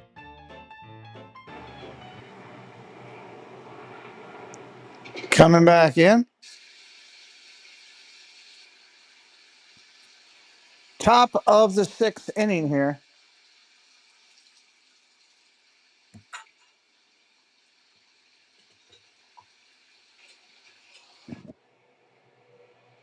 StatCast 3D powered by Google Cloud shows us that holiday homer from the third. Yeah, fooled a little bit on that breaking ball, man. The body got out in front, but he kept those hands and those arms back, just threw the head at it. 375 feet. It reached the height of 115 off the bat. Holiday's 11th long ball of the year. And that is the difference in this ball game as we go to the sixth. It's 2-0 Baltimore. That's what we did, what, 6 home runs now this 3-game series? Let's do it. And Holiday, we talked about the All-Star game being here. He finished second among second basemen in the American League in All-Star voting behind Gleyber Torres. All right, Holiday up there now. All-Star rosters will be revealed a little later on tonight. Takes a strike right down the middle there. Yeah, I mean, there's a chance Jackson Holiday could be an all-star. That would be something at 21 years old, I'd say. Especially after the way his season started off as a 20-year-old last year. But, man, he changed some things he needed to, and that's what the big league level is about, right? Making adjustments. And you'll see now. Ball upstairs, 2-2. He came up last year, and you don't blame the kid. I mean, that's how his dad, who had a wonderful big league career, had a big high leg kick, man. But with the velocities that are being created now at the big league level, you don't see many guys with a big high leg kick. Watch this, a little bit toe tap, gets the foot down quickly. See toe tap, but he's in a hitting position. So that's what the difference is for Jackson. One, it's the experience, second time in the big leagues. Two, it's about he's made some adjustments. The hands are in a little bit better spot. He gets the foot down a little bit earlier, and because he gets the foot down earlier, it puts himself in a little bit better hitting position to let that ball travel, let it get a little bit deeper, then throw the head at it. What a luxury to be able to pick up the phone and call Matt Holiday. 3 balls, 2 strikes. I like now how many pitches Matt Holiday has thrown to both Jackson and Ethan Holiday over the Ball comes in. He fouls it off. It was on the outside corner. I was worried about that one. Well, I mean, obviously, Laureano on deck. Nobody out here in the 6th. So I'm sure Jackson is always bumping stuff off his dad, Matt, and why not? Line drive, base hit center field. Another hit for Holiday. Well, take a look at his toe tap, man, and what he does and how he's made some adjustments. Big high leg kick last year. Just gently picks up that front side, tap of the toe, gets it down, and it just puts him in a lot better hitting position. If you look at Jackson Holiday's spray chart this year, he's hit a lot more balls up the middle into the back side of the field because he is in a better hitting position now. And baseball is all that Holiday has known. He's been in Major League Baseball clubhouses since he was a toddler. He was just 4 months before his father, Matt, made his big league debut. And Matt has shared stories of Jackson carrying around a little wiffle ball bat. He's 3 years old, dragging it around the clubhouse. No balls, 1 strike. Runner on first. Laureano looking to try to get something going for the Orioles. That's what I was built to do. I was built to play the game of baseball. That's all I ever wanted to do as a kid was be a strike right there, 0-2. I'm telling you what, at 21 years old, he is going to play this game for a while. And where's that number 7 that his dad wore 8 of his 15 big league seasons? Now, the interesting thing is, ball inside. But my brother Ethan, who we talked about earlier, could be the first pick in the draft this year. He's better than I am when I was his age. He is better than me. And Ethan's built a little bit more like his dad, a little bit bigger than Jackson is. Ball upstairs, 1-2. Projects out probably as a third baseman, although he's played shortstop like Jackson's entire youth career. Quite a family. Yeah, Matt Holiday's still only 45 years old. He had an amazing career. He's produced 2 phenom sons. I'm 41. I've never even owned a pet. Yeah. Foul ball, strike. He can still hit, dude. I'm just telling you. Whenever I see him, like, I think this guy can still be swinging the bat. What a career he has. Victor, welcome in. Happy Sunday to you. But you know Dad's proud, man. It's be the first time ever two sons, two brothers. Ball down low. Overall, if it does happen. 2-2. Ooh. Comes in and hits Ramon Laureano, and he's shaking that right wrist. They're calling that a foul ball coming off of him. Ramon Laureano appears to be in some pain. I think that got the bat. I don't think so either. That looked like that hit flush against that right hand. Now, I'll be honest, the sound that it made, it almost sounded like it. Oh, But that did not hit the bat. that's a hit batsman. No. If the Orioles call it. Could be the left double.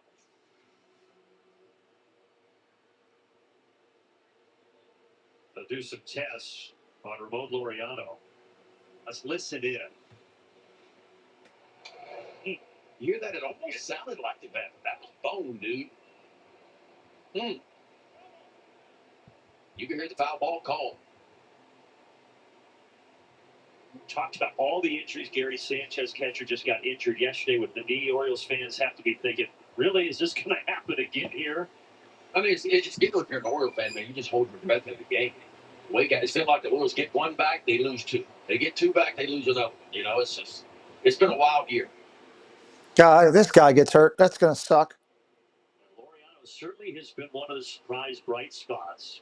Just making sure that he's okay. They're still showing it 2-2. The Orioles need to challenge this if they could have. Challenge that. It sounds like you can almost make the case that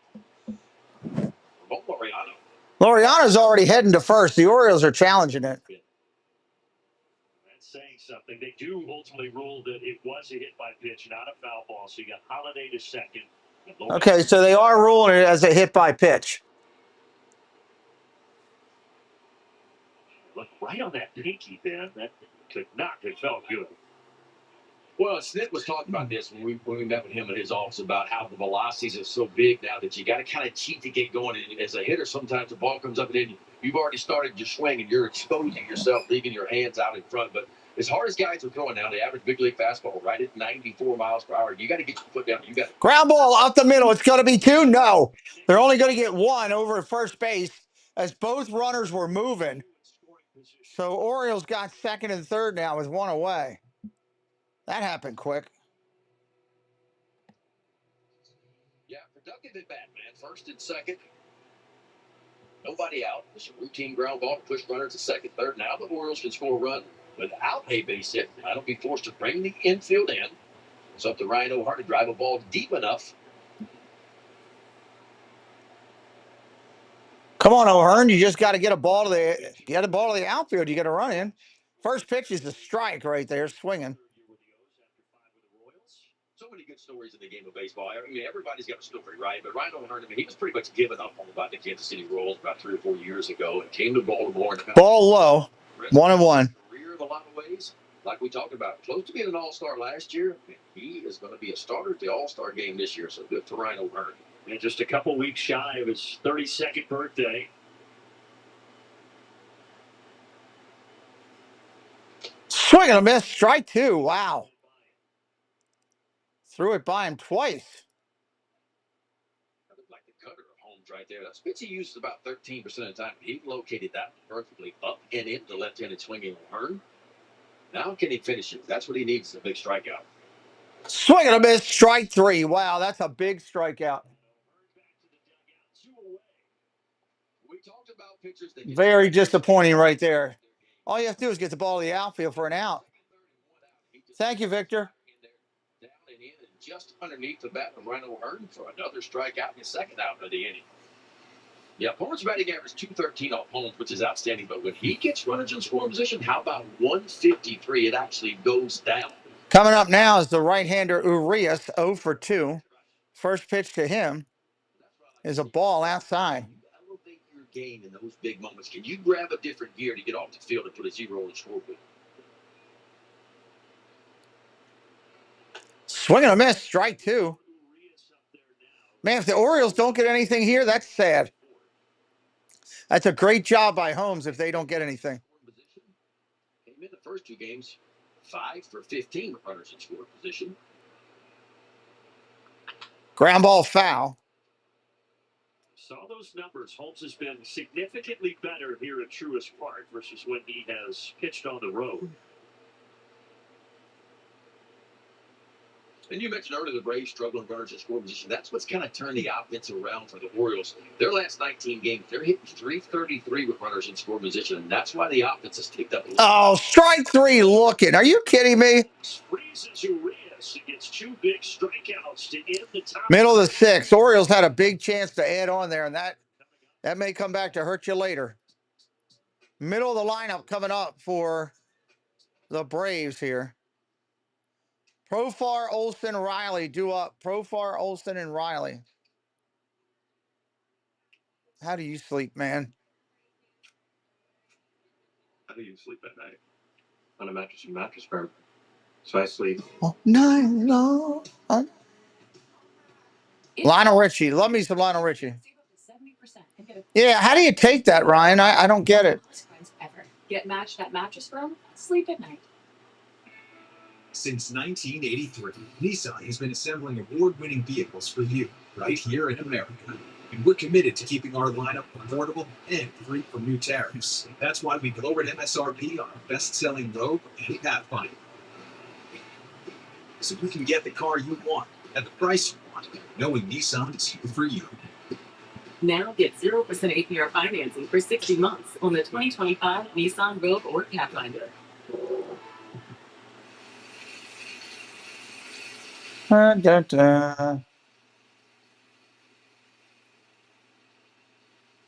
nothing there.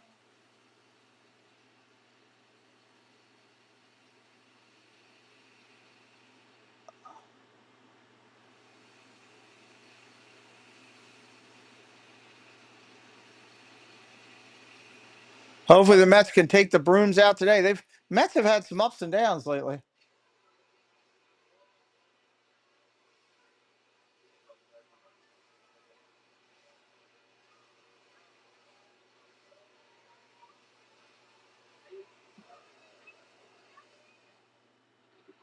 Hopefully not, but it could.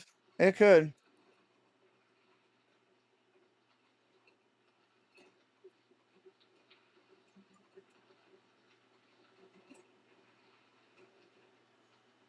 Well, the early years of prospect rankings, Jurickson Profar was one of those future stars you could count on. Won the Little League World Series back in 2005. Curacao, the #1 overall prospect in baseball in 2012, as you can see, an All-Star and a Silver Slugger award. All right, first pitch to Profar. That's a strike. $1 million deal with the Braves this past offseason, and then was suspended for taking a banned substance. 80 games returned just earlier this week, and you can see the difference in numbers he put up a year ago. So that's obviously brought about some questions about last season. But when Profar addressed the media for the first time, he really focused on how he felt like he put his teammates in a bad spot. It's no secret the Braves have had one of the worst left field productive seasons thus far. Ball upstairs, 2-1. He did also mention he felt like the fans could do whatever they want. If they wanted to boo him, they've earned that, or he's given them that right to. Yeah, I think he handled the press conference about as well as you could have in a very tough situation, and he did not try. Fly ball, short center field, base hit. Whether I knowingly or unknowingly took it, he said, I made a mistake. I let my team down. I let the fans down. And he said, I'm hoping to prove with my play on the field, that I should be in this lineup. I like that. I mean, apologize to, because you're right. Look, when you come to a team and you get a contract like that, I'm counting on you. I'm counting on you to do the smart thing, right? We're all counting on you. And I like the fact that he apologized to a teammate because he knew that he put his teammates in a bad spot, and he put this fan base with the Braves in a bad spot as well. And so he owned up to 2-0 game here. Bottom of the sixth. Olsen up there now, takes ball one. Earlier, Braves started 0-7, and he got hit with that suspension right in the middle of that 0-7 stretch, and it was kind of just from the gate, out of the gate this year, the Braves were thinking, man, what else could go wrong? Yeah, just a gut punch, man. Throw to first. He's back in there. And as Wiley said, he parlayed that into the 3-year, $42 million deal here with Atlanta. But the left fielders, when he was not out there, the ranks were not good. Braves had Alex Verdugo. They released him. We're in the sixth inning. 5 Limey. Welcome in.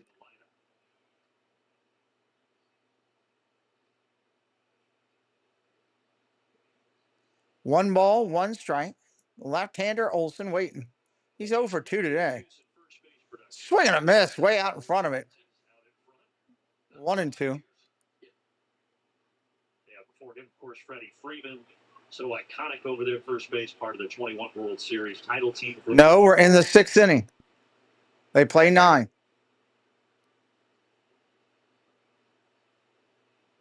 Ball down low, 2-2. Yeah. Nervous situation right here after not scoring last inning.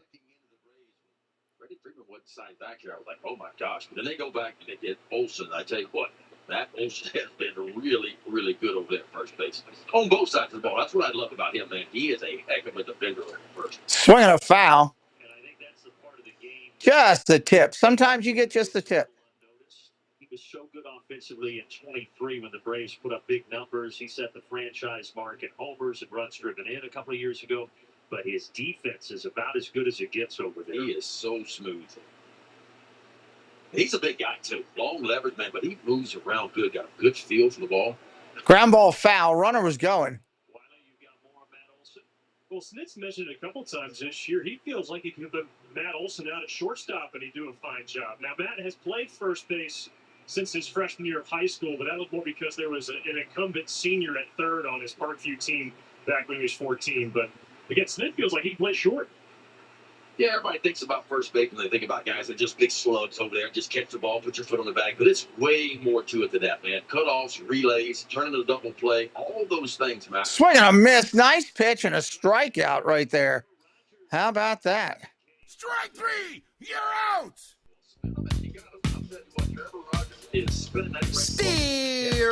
3.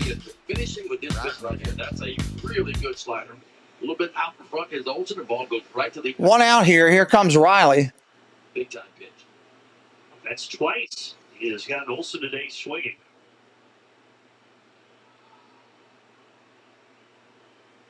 Ground ball hit hard to third. To second for 1. Back to first. Double play. Birds turn a second one and get out of it. We're heading to the 7th. We are heading to the 7th. Dun, dun, dun. Heading to the 7th. Thank you to the moderators for being here today. Thank you to the members of the channel as well. 5 subscribers from the number. We might get it today. I don't know. It's hard to say. We don't have a heavy push today, so still got some good videos out there that are trending okay. Just put up 2 new videos that are going up tomorrow and Thursday morning.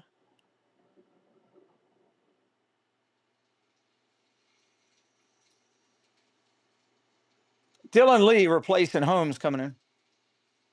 Right now, the only thing that's going is, believe it or not, a Pinocchio short from 2023. What? That's crazy.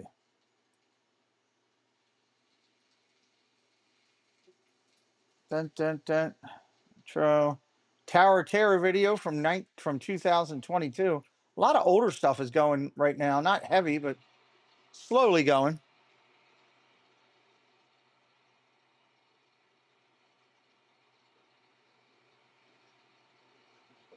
Hopefully we'll get some luck.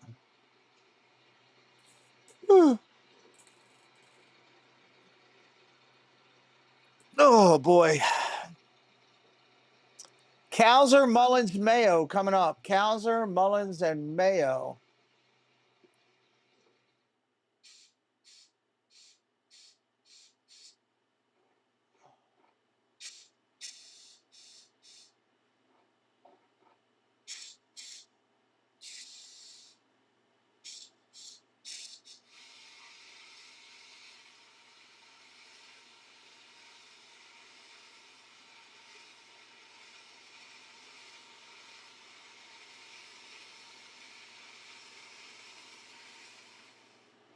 Tickets for the MLB Speedway Classic presented by BuiltSubRates.com on sale now. Be the Braves and Reds August 2nd, Bristol Motor Speedway. And Tim McGraw is going to be in concert there. It's going to be unforgettable. So visit MLB.com. Tim McGraw in concert. For more details. Speaking of speed. All right, here we go with Cowser. You can't Are you kidding me? Actually, a few days ago. Strike right there to start it out. Started to run, and you could tell right away she was really fast, and she just blew past the freeze. Turns out she's a local cop, former sprinter, and so the freeze was defeated. Former track person. She told us in high school. We met her today. Yeah. Ball outside, 1-1. All right, so Grant Holmes goes 6 for Atlanta, and now it's on to the lefty Dylan Lee in the bullpen. Yeah, I thought Grant Holmes was solid. Another quality start for him. Make it but 11 consecutive starts now for Grant Holmes. 3 earned runs for less. Swing and a miss. That's a strike. 1-2. He had to get some length today, and he did. Got 6 innings for the bullpen day yesterday for the Braves. They used 7 pitchers out of that bullpen. But all in all, Brian Snicker told us the bullpen is in pretty good shape. Certainly, Aaron Butler is down. He threw almost 50 pitches yesterday and started that game for Atlanta. Yeah, Dylan Lee threw game 1 right behind Spencer Strider, an inning and 2/3. A perfect baseball for him. Strike 3. Take a seat over there, Kowser. Heavy on the slider. That's when he gets most of the strikeouts. Where the opponent's hitting less than 100 on that slider that hits. So the slider, 4-seam fastball, and occasional change up about 10% of the time. But it's fastball slider heavy. When that slider's on, it's about as good as there is in the game. Yeah, you look at the swing and miss on it, man, up to 42% swing and miss. Again, big league average on the sliders about a 30% swing and miss. It kind of give you an idea. First pitch coming into Mullins. That's a strike. The lefty delivering pills right now.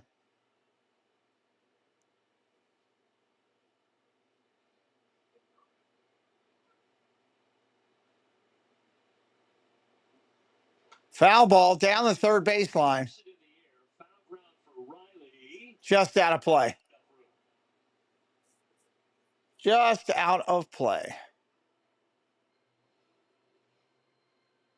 Just ran out of room right there, right into the net. He only likes to use the net like that when he's catching the fish back home in Mississippi. Outside of that, he doesn't want to get tangled in. I can relate. I like to wet a line every now and then. Ground ball over to first. Backhanded. Flipped to the pitcher. Covering. Got him by a step. 2 outs. 3-1 in your scorebook. And that is so smooth over there. Backhand side. Nice play by Olsen. You give the ball to the quarterback leading the receiver, right? You got to get it to the pitcher, but you want to get it out. Not where he is, but where he is going to be. You want to kind of lead him a little bit. Watch Matt Olsen here. Backhand side. Just a little underhand toss right out in front of the pitcher. A little lead covering first base. Well done. You do that about 1,000 times in spring training for 6 weeks. If you want to get that hang of it. Ow. There been C.J. Nitkowski, of course, Braves analyst, former pitcher. He says it a lot with Matt Olson, how impressed he is with how he leads the pitchers to the back. And, you know, as a former pitcher, he says that toss sometimes is not easy, but Matt makes it look easy for his pitcher. For me as a pitcher, I need the ball to be out in front of me. I want to go get it out in front of me. 1-0 pitch coming into Mayo. He hesitated and popped it up. Right field. Right fielder in. He'll make the catch. We're going to the 7th inning stretch. Orioles still up 2-0.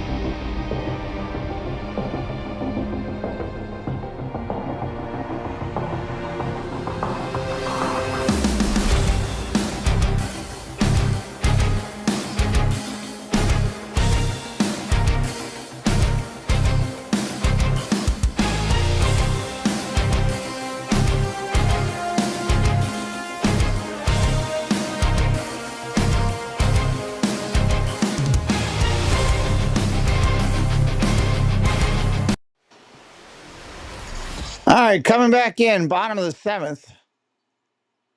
Bring up my screen again. Bottom of the seventh.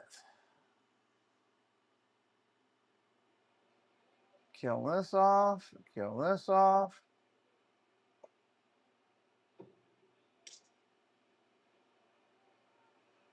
Thank you for subscribing, Five Limey. We appreciate you.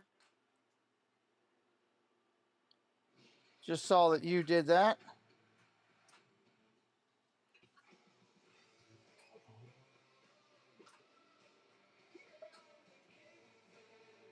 Make sure I not miss anything else. We are back, and it is time to toss some Cracker Jack up here. They're tossing out Cracker Jacks. How about that? I was going to say, I didn't even pitch it. Oh, you got that one down to the lower level. Heads up. Give the kiddos some out here. Wish somebody would throw me some Cracker Jacks. Every day here. Murphy, Albies, and Baldwin do up. They get to catch it from Ben McDonald. CJ's perfected this, so you got a lot of pressure here today. I think they go further if you get a little side. Yeah, you got to go side. Put them out there.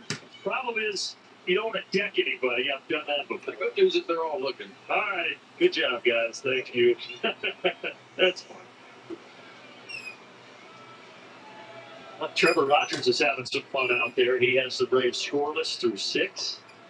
Yeah. Rogers still in there for the Orioles. Single by Profar to start the game. He is just faced 2 over the minimum since then. That's how good he has been. 6 innings worked, 3 hits. Struck out 6, only walked 2 is 1. A lot of strike ones, man. He's put hitters on defense right away with that fastball. He's using the upper part of the strike zone. He's got that little slider. He's in there as well. The changeup put a piece for him too today as well. Doing it on a hot day. Wiley, how you doing down there? You staying cool? I'm doing all right. You know, I picked this up. All right, right-hander steps in. We're about ready. Some water sprays. Well, you gotta close your eyes when we. I'm amazed at how far this thing gets behind, though.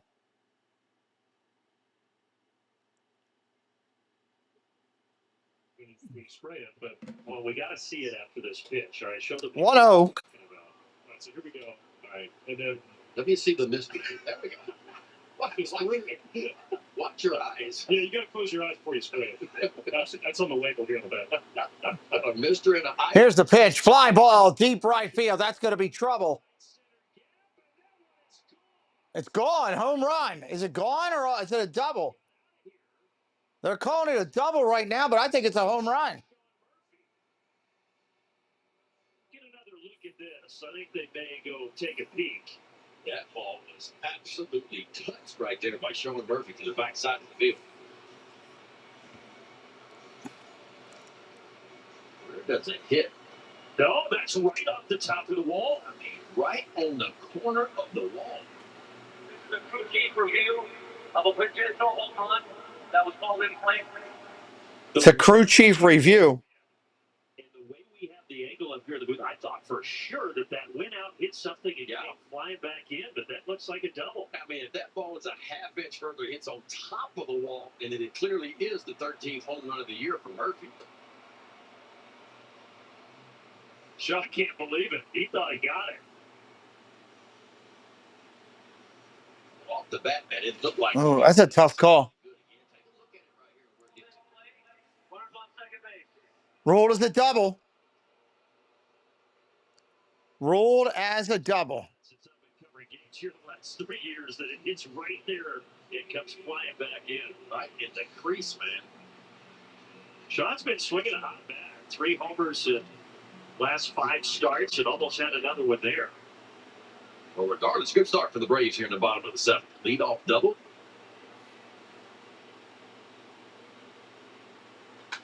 Fly ball, right field. That's going to be playable. Laureano makes the play. The runner's going to tag. Murphy will advance on the tag.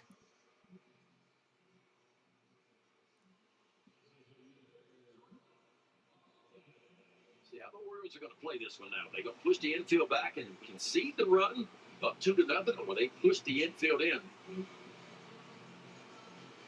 Looks like they're going to go back to normal depth. Orioles are going to go normal depth, but the third baseman is going to be in. Got the rookie catcher who is DHing today, Drake Baldwin. So the Orioles going to play and let the run go if they can get the out and get out of the inning.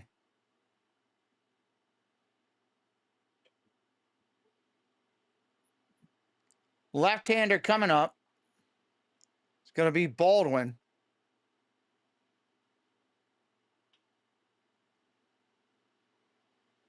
Baldwin up.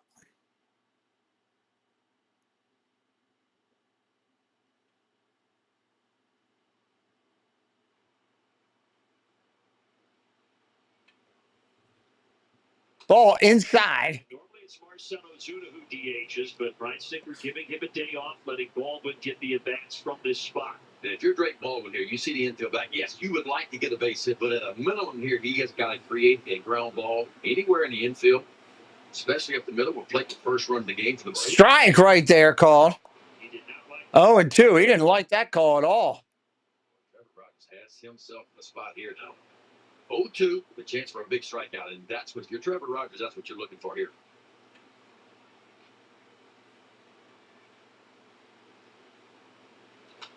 Fouls it off again.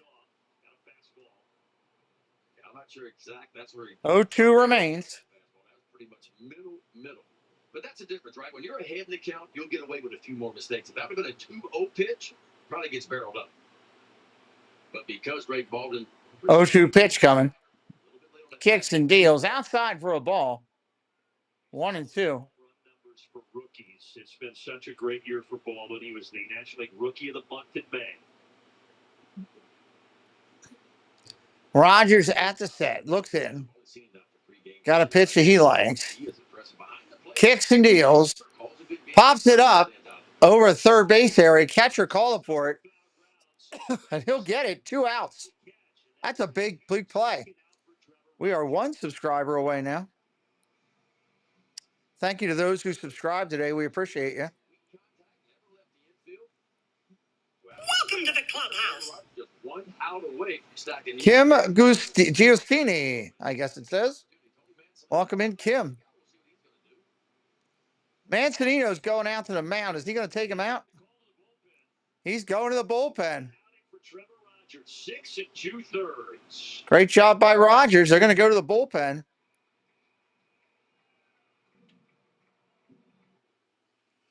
Yanni here, Cano. Oh, sweet Lord. Hey, there's 35 again. We'll see if it holds.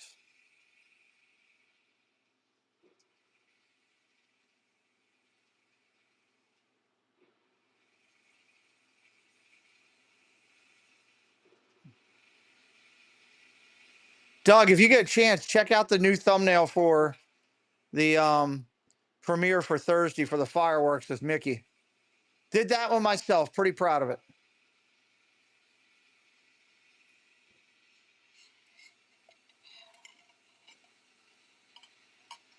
Just finished uploading that video.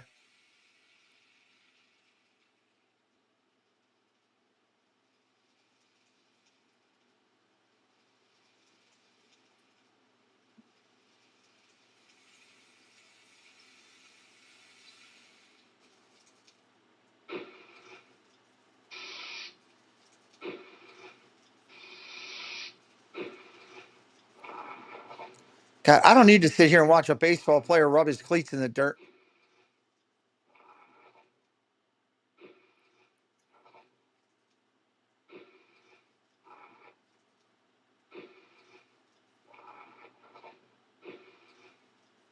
Thank you, Debbie.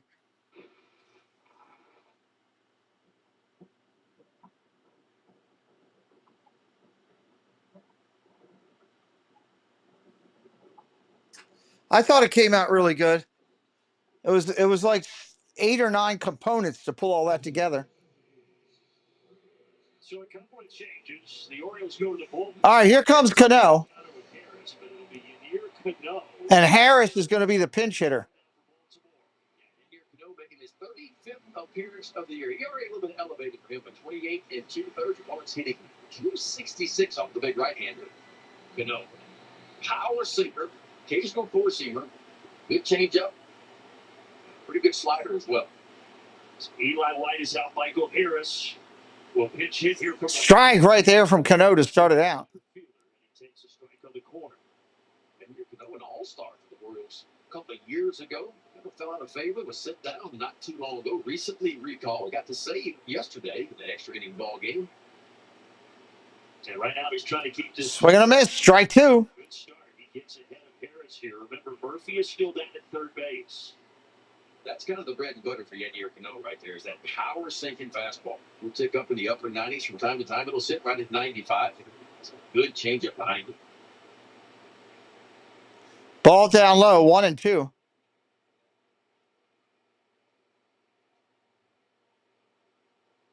Has been, as I noted earlier, a bit of a slow season offensively for Michael Harris. Still tremendous defense out in center field when he's in the lineup.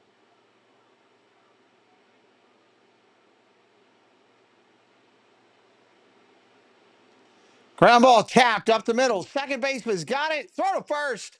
That'll end the inning. We're going to the top of the 8th. Top of the 8th. We'll be right back in just a minute.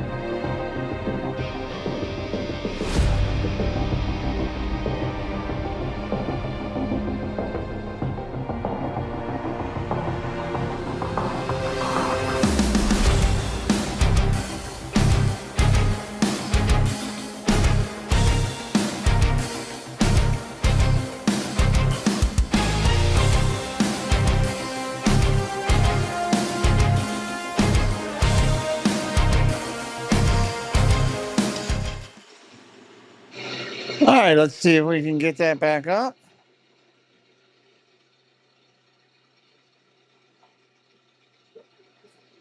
Just about ready for warm-ups here in the 8th.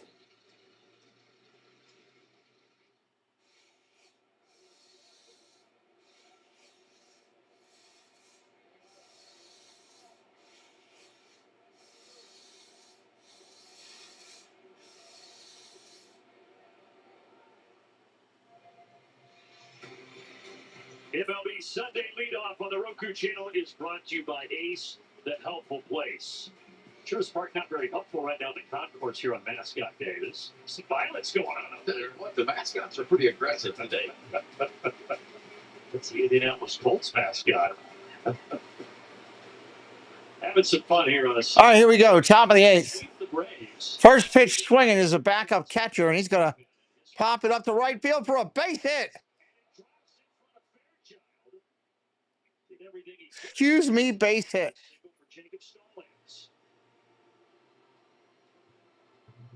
We talk a lot about exit velocity and hitting hard off the bat, but sometimes it's just as important to hit it where they ain't, man. Just a little. Just kind of flanked it out in right field. See the right fielder Fairchild doing all he can do to get that one. Good start for the Orioles. Runner on first, nobody out here. Top of the order, Hal, with Holiday. We still call those Texas leaguers, Ben? Yes, sir. Okay. Debbie, can you put that link in there, please, so Jeff could go check it out? Holiday has had a great game. 3 for 3. The big blow, it's a 2-run homer in the third, and that is still the difference in the ball game. And now, line drive, base hit down the line. he's going to get a double here. And the runners are at second and third. Jackson Holiday put on the show today, folks. Came in hitting 251. Those numbers have gone up. Holiday with a double. Home run. Making 2 singles, a homer, and now a double. Jackson Holiday just a triple away from the cycle. A little toe tap, get that foot down, get that body in a hitting position. That's a ball on the outside part of the plate. Normally, he has a little bit tougher time with that one. He likes the ball kind of middle to middle in, but a really nice job of staying on it and through it. Kind of shoves it out left field for a double. The Braves have to bring that infield in. Check swing, Laureano. That's a strike. That is the pitch for Pierce Johnson right there. He'll throw that curveball right about 70% of the time. Then a four-seam fastball behind it, an occasional cutter. Fastball's good velocity-wise. Average right about 95. Yeah, it's an incredible curveball, and he came over at the 23 deadline. Check that out, Jeff. See what you think about it. Season in Atlanta for Pierce Johnson, and now his second full year here. He spends. I was pretty proud of it. I'm not the thumbnail guru for sure, but it's kind of cool when you put something together. It comes together. You envision something, and it comes together the way you envisioned it. He's pitching to his former teammate here, Ramon Laureano. Goes for the fastball that time up. Ball upstairs, 1-2. Change the eye level a little bit and get back to what he does best. And what Pierce Johnson does the best. Thank you, sir. Working hard to utilize all the skills of all the people and myself to make this the best channel we can. My next goal is 50K. Strike 3 looking, Laureano again. 1 out. I think 50K is our next look. 5 Limey says, go O's. Laureano's got to get that ball in play. I'm sorry. You need this extra run. Gunnar Henderson will get the ball in the outfield. I will put my money on that.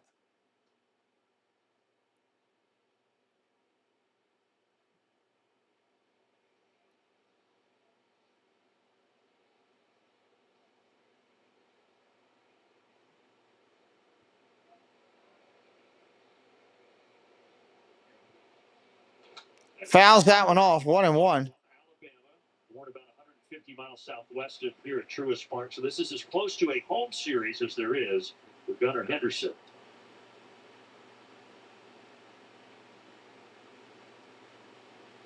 Second round pick out of high school in Alabama back in 2019 for Baltimore. And he's got a chance to add on to the lead here. Ball gets away from the catcher. He's going to luckily hold on to it. Woo! Pounces on it. 2-1. Gunnar Henderson had committed to the University of Auburn out of high school, but then the Orioles drafted him, as you mentioned, first pick of the second round. And overpaid him by a lot. Got him a uniform and a really good decision. Orioles got Adley Rutschman in the first round that year and Gunnar Henderson in the second round. Unbelievable success in the draft there for a few years for Baltimore. Ground ball, that'll get the run in. Over to second. There's a good piece of hitting. Oh, no. Slow runner at third. He stayed there. Oh, my God.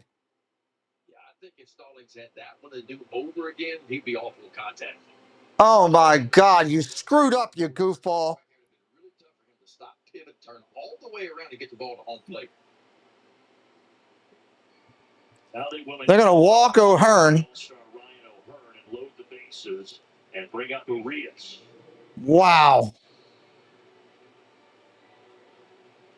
So they walk O'Hearn. Well, this would be absolutely huge for the Braves right here to put a 0 on the scoreboard. You had second and third and nobody out. It's a chance to get off the field now. Unreal. Urias 0 for 3 today. Urias is 0 for 3 today. Ball 1.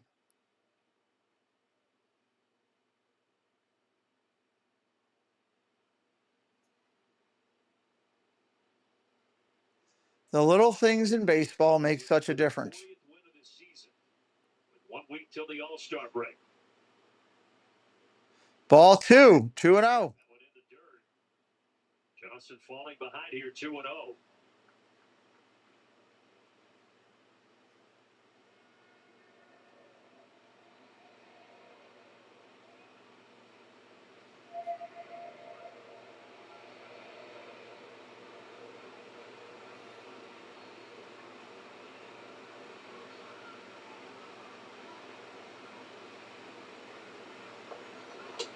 Strike right there, 2-1.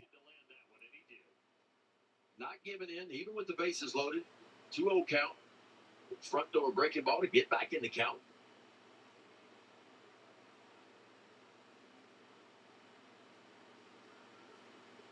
And now an important 2-1. Swing. Oh, my God. He swings at a ball. 2-2.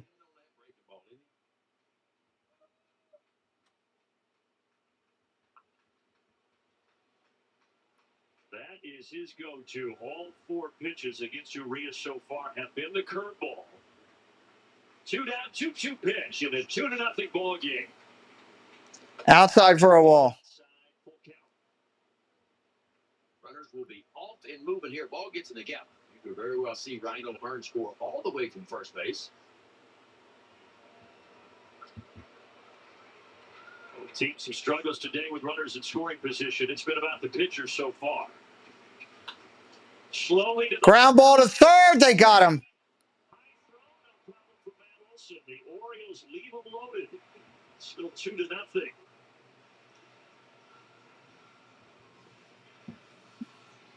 Finally able to get it done. And now Unbelievable. Second and third and nobody out. You can't get a run in. Fairchild, Allen, Profar. You got to give some props to the Braves for pitching out of it too, but still. A time has come for a fresh approach to dog food. Every day. You could have bunted and got a guy in. You could. I mean, there's so many things you could have done. Better base running. You had a ground ball in the 4-hole that there's no way that Albies can throw you out, and the guy didn't run. For your dog's needs. It's an idea whose time has come. You know this is a fast thing. Google Cloud AI knows that when the home pitcher throws a 98-mile-per-hour heater with a 13-inch drop, there's a 24.7% chance the hitter swings and misses. Oh, and hot dog sales are up 4% today, which is what happens when the home team starts cracking the case. Hot dogs at a ballpark. That's a good thing. Now that had some mustard on it. That's a good thing. Catch the game like never before with Google Cloud AI.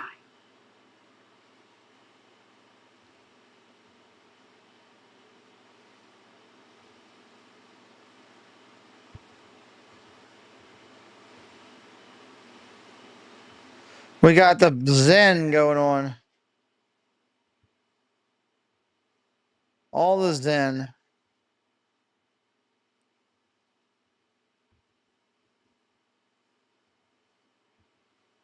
Dun, dun, dun.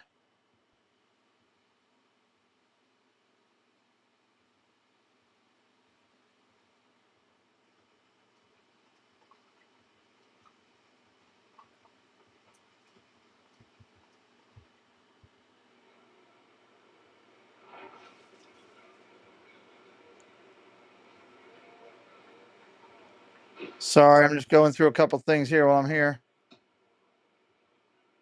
And here he is, the long-awaited moment. Acuna back to the plate. Of course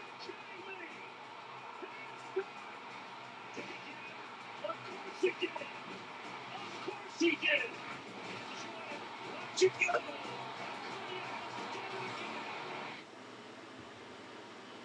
Well, the Braves MVP from 2023, who tore his ACL last year. Didn't know if we'd see him today. Braves were trying to sneak him in a day of rest, but he is on deck.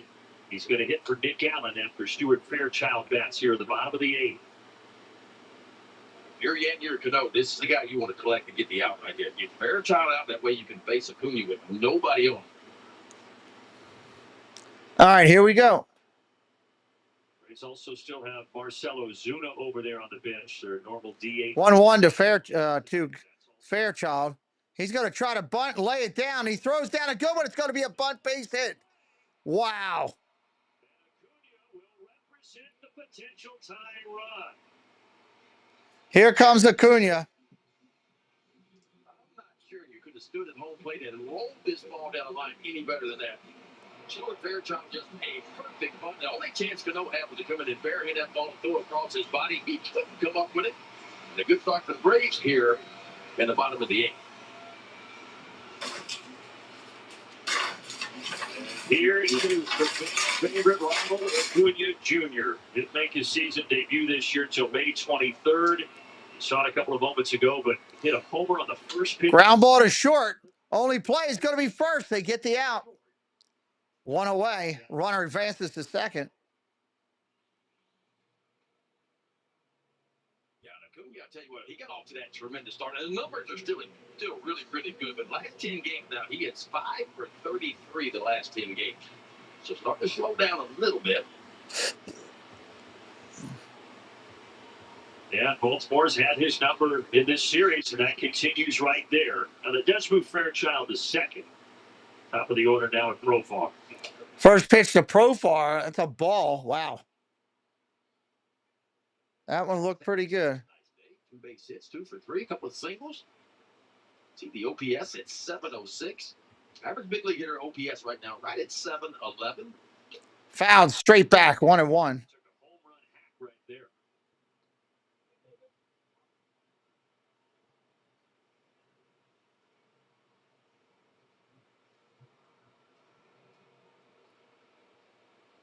He did hit homers in his first 2 games here at Truist Park. This is his 5th game back from that 80-game suspension. Ball outside.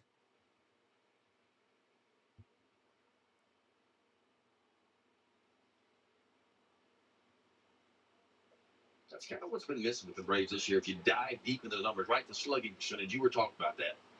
Probably really, really good. I mean, you go back and look at this Braves offense. It was number 1 in baseball back in 2023, right? Number 1, and it fell to 15. Fans of Green Bay Packers, hello. If anybody's looking for some fantasy football, we've got one spot available in our fantasy football league. $50 to get in if you're interested. Pete McDivitt Show at gmail.com. One spot available right now. Full league, been established for years. Duplicate that success. That 23 Braves team hit 307 home runs that year, averaged 5.8 runs per game.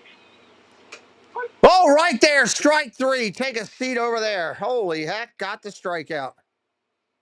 Strike 3, you're out. This, I don't think so. Little front door, 2-seam fastball kind of starts in off the edge, and it just kind of leaps back and barely catches the inside part of the plate. Can't throw one any better than that right there. Profar was hopeful it would be ruled a ball, but ultimately no argument. And 2 down now, and Matt Olson is coming to the plate. Urias with conversation with Cano. 2 down, and Olson coming to the plate. Now Stallings will go out and join the party.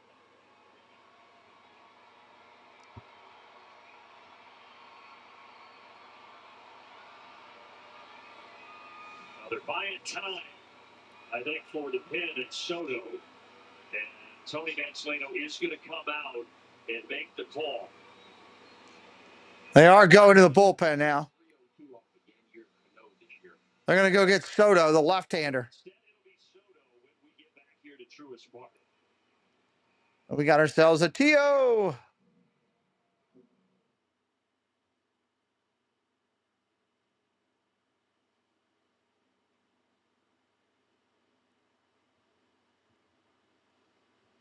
Oh, now we got to sit through baseball ambiance here.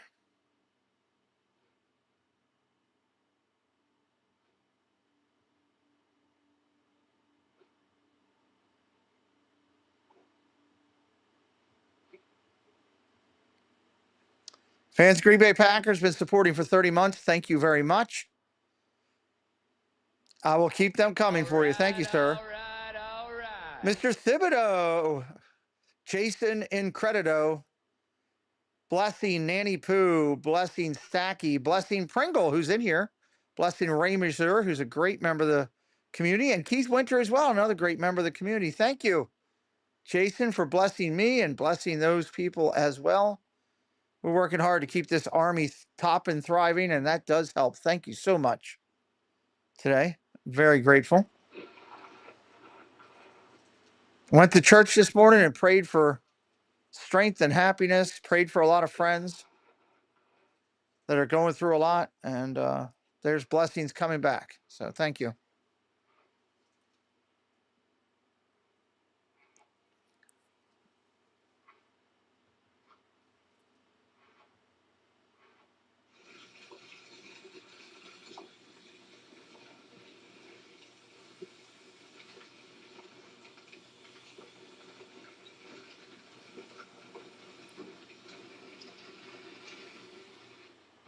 Well, yeah, absolutely, Jason. Thank you.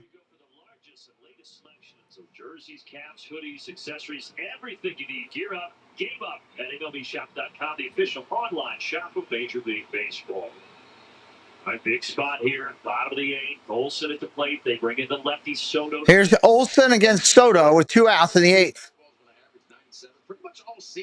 Ball down low at 90 miles an hour, moving all over the plate, but got to throw strikes. Appearance of the year. See the ERA is shade above 4. He's 31 and 30. He is struck out at 38, though. He can do that upon hitting just 224 off the left-hander, Soto.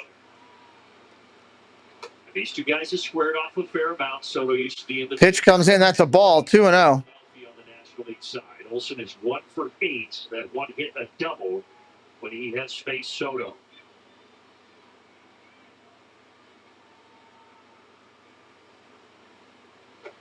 Balls behind. 3-0. 3-0. Got to throw strikes. Come on.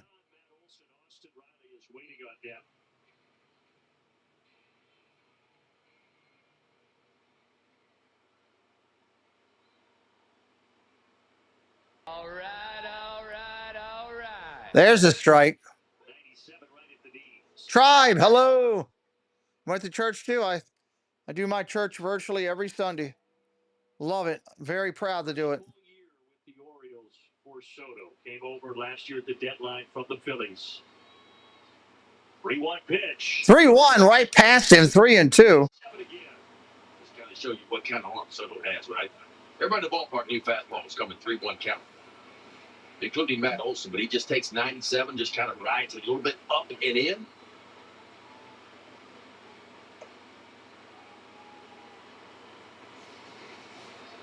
This is where I worry about Soto going wild right here. 3-2 pitch. Let's see what he does.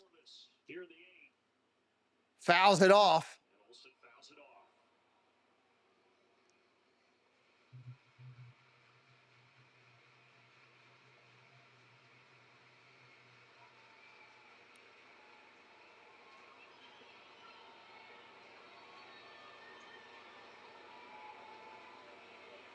Three-two pitch again. Got him. Threw it by him upstairs. Holy heck fire. That just happened. Windup. Swung on and missed. End of the 8th. We're going to the 9th inning. Orioles with a chance to sweep here. We go to the top of the 9th. Cowser, Mullins, and Mayo. Thank you, Doug and Debbie, for the extra effort again. It's great to have very close friends that I can rely upon. Thank you. Thank you to Mr. Thibodeau and Ms. Thibodeau, the Incredidos, for their blessings and support of this channel. The fact that they believe in us the way they do gives me hope and vigor every day to try to bring as good a content as we can.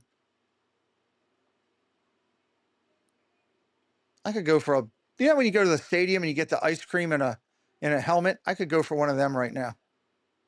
I think I'm going to get ice cream and a helmet from Milwaukee tomorrow. I'm going to be in Milwaukee Brewers Stadium watching the game tomorrow night. I'm going to be in Milwaukee. Let me repeat that. I'm going to be in Milwaukee. I'm going to be in the Milwaukee Brewers Stadium watching the Brewers and the Dodgers tomorrow night.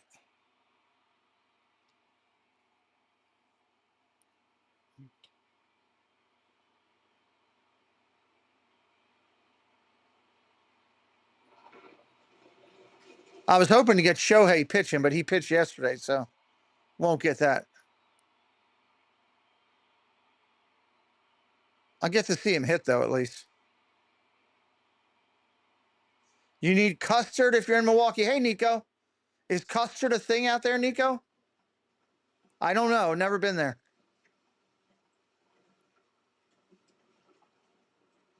My first time going.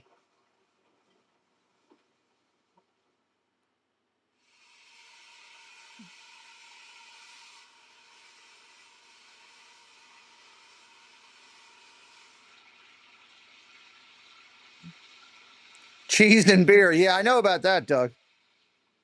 There'll be plenty of cheese and beer. They are cheeseheads up there, Jen. You're absolutely right. I'd imagine it's sausage or kielbasa or something like that that's going to be big up there. Cows are coming to the plate. Bryson Iglesias is in the game now for the Atlanta Braves. Yeah, pitched last night, one scoreless inning through 16 pitches. Yes, it's frozen custard and it's huge. Culver's originated in Wisconsin. All right, I guess I'm going to try some custard. I like to try the local stuff when I'm in the local place. Mr. Jeff Condon hitting us up for 5 memberships. Thank you, Jeff, for your friendship and your support. Jen says, I love custard. I had great frozen custard out in Cleveland.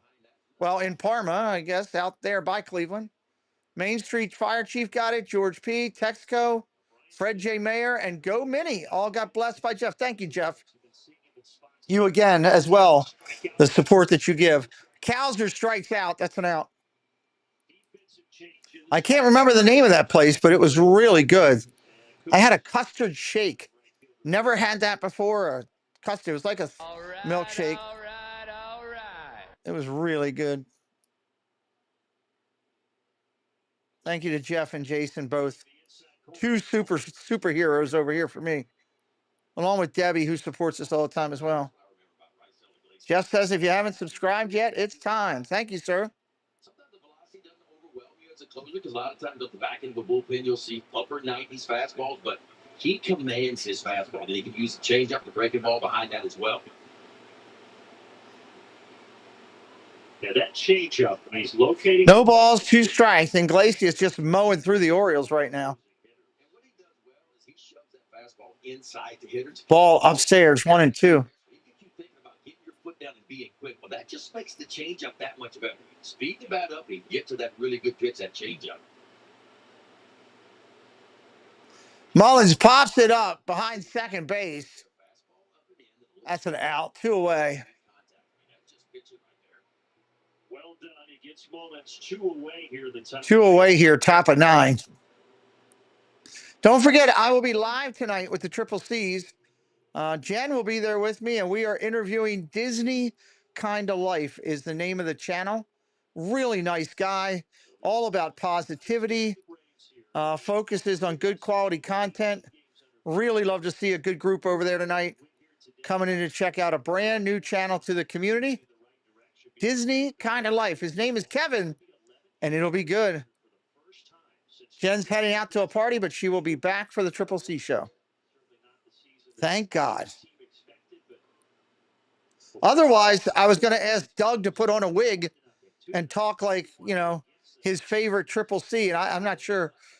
Maybe somebody would have wanted to see it. Maybe I do that on April Fool's Day. Pete, if you have time in Milwaukee, go to either Leon's or Cop's Custard. Okay. I don't know what all we're doing up there. I know in Chicago, when we're up in there, we want to go one place I want to go.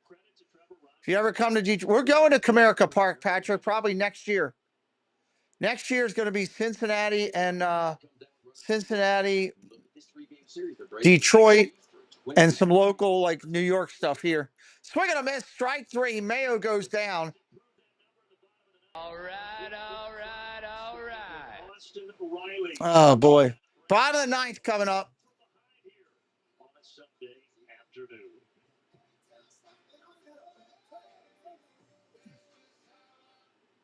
Doug would have come on and he would have been Dolly. His favorite impression of Molly would have been Triple C's with Dolly.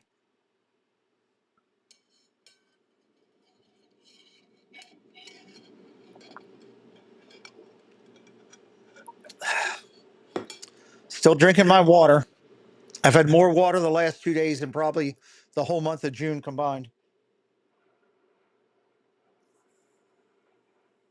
Bottom of the 9th coming up with a coconut bra. Great. least I know what I got to look forward to. Oh, really? We're going to a Italian place, Nico, in Chicago. Deep dish pizza, good mozzarella, cavacucci's, I think, or something like that. Cavalucci's, I forget. All right, all right, all right. Riley, Murphy, and Albies coming up. Riley, Murphy, and Albies coming up.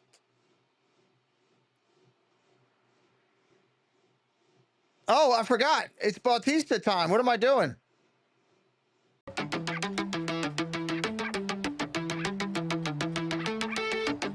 Oh, it's Sir Anthony Dominguez? Oh, no. I thought it was Batista time. What are we doing? Why are we not using Batista? That stinks.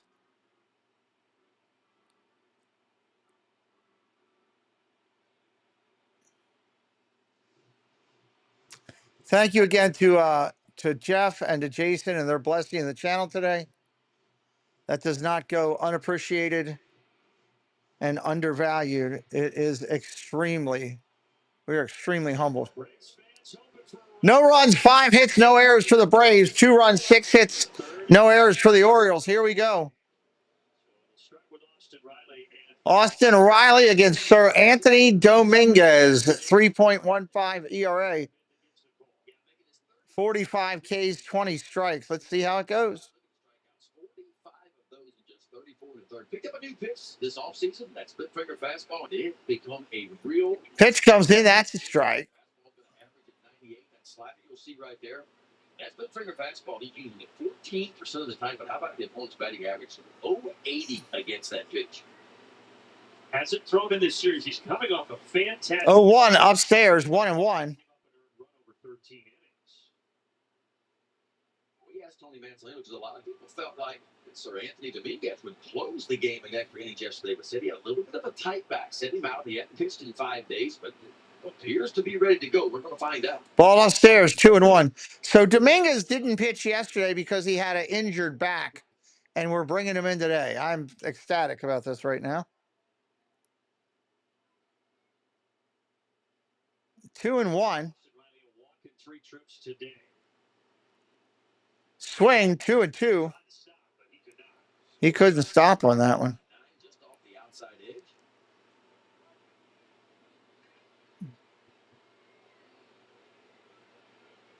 Just like Gregory Soto came over from the Philadelphia Phillies, one a hard-throwing lefty, and this guy a hard-throwing righty. Swing and a miss, got him. Oh my Lord! Down in the dirt, he goes and chases it. Steer right 3. Sit down over there, son. This pitcher is downright filthy. Finger fastball and a really good one. And again, that's the new pitch, and it's been a difference maker for Sir Anthony Dominguez, man. Because look, you got to get your foot down on 98, try to catch up with 98, 99. He takes a little bit off. It is a tough combination to navigate. Have a good one, Rinser. That split finger fastball this year, but on his batting average. First pitch into Murphy is the strike. Murphy is 1 for 3 today. When it's an upper 90s heater like that, man, you gotta navigate between the two. It's almost like you got to pick one or the other. I don't know how you cover both of them. Swing and a miss, strike 2 at the slider. That ball was low and away, and he swung at it. Braves players helping him out right now. I am going to go live tomorrow from Milwaukee's stadium. Fly ball center field. Mullins on his horse at the track, at the wall. Gone. Home run, 2-1. The shot to center, 2-1. Well, he said that's payback because he thought he had a home run in the 7th inning. He hit a ball right off the top of the wall. He came back in. But that one there, it ain't coming back. 2-1. Told you I was nervous about Dominguez. Watch this swing right here. You talk about a pretty swing. This guy that goes out there and gets that slider, man. He looked that one. That ball's off the outside edge. That's a big-time pop right there. First pitch to Albies is ripped foul. Truist Park as Murphy gets it out of here. Cedric Mullins is good as there is, and boy, he almost made an unbelievable catch right there. Remember earlier it was Sean Murphy in the 7th inning who had the double that almost Ball down low, 1-1. That one hits off the top of the wall. And the ninth is the Red Sox. Well, that's true too. Murphy a 2 for 4 day.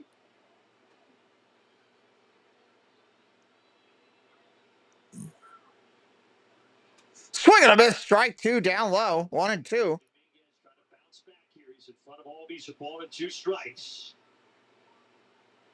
411 feet on that home run. 3 for 7, a couple of RBIs, trying to make it 4 for 8. Ball outside, just misses. 2-2.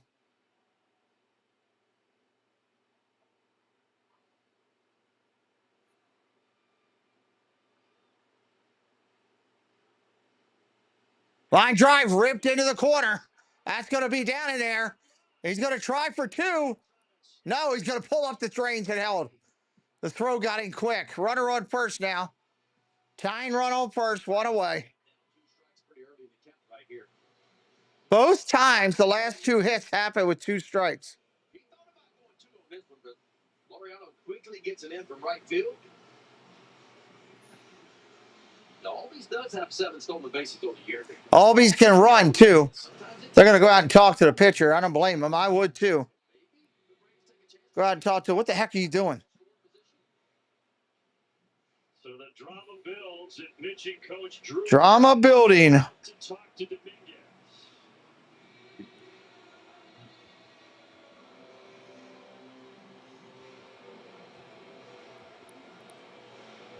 Da-na-na-na-na. Da-na-na-na-na. Felix Bautista's not in the game and closing for the Orioles. He's pitched in back-to-back games. So was not available today. It's up to Seranthony Dominguez.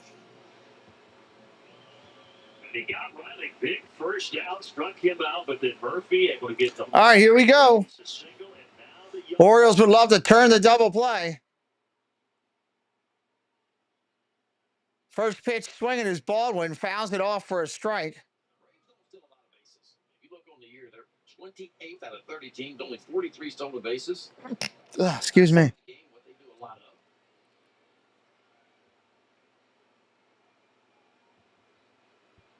And Albies staying put, and now an 0-2. 0-2 count. This is where he gets into trouble. Tries to get too pretty. Gets slapped around.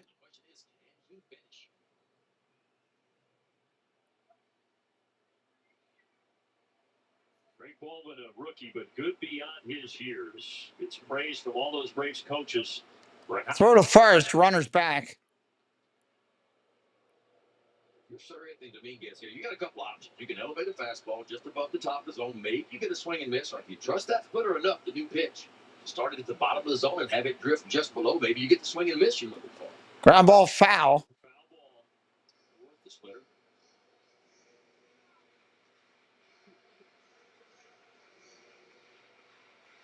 Yeah, I like Drake Baldwin, man. Again, I've only seen him for 3 games, but I tell you what, he's impressive for a rookie at the plate.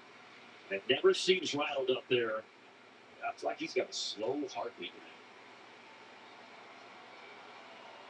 Ball upstairs, 1-2.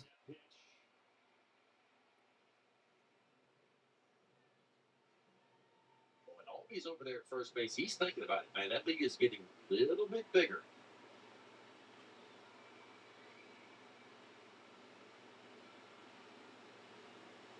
Dominguez steals a 1-2. Foul. Another foul.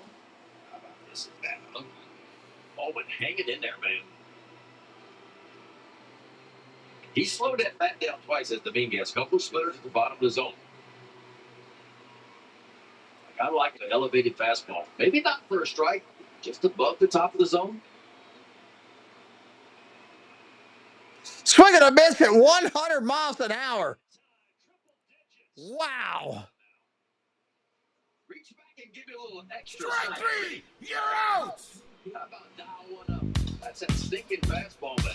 100 miles an hour. You kidding me? In the 5th trying to say Jesus Christ can't hit a curveball? Okay. Big time moment for Dominguez. 2 outs in the inning. And now 2 down.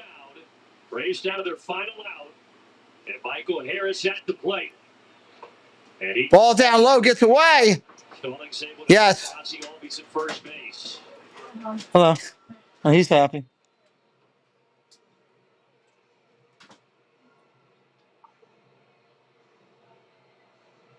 A guy in Michael Harris who burst onto the scene in 22, National League Rookie of the Year, good 23 as well, but struggling this year at the plate. Didn't get the start today, but a big spot here in the ninth. Ball outside, 1-1.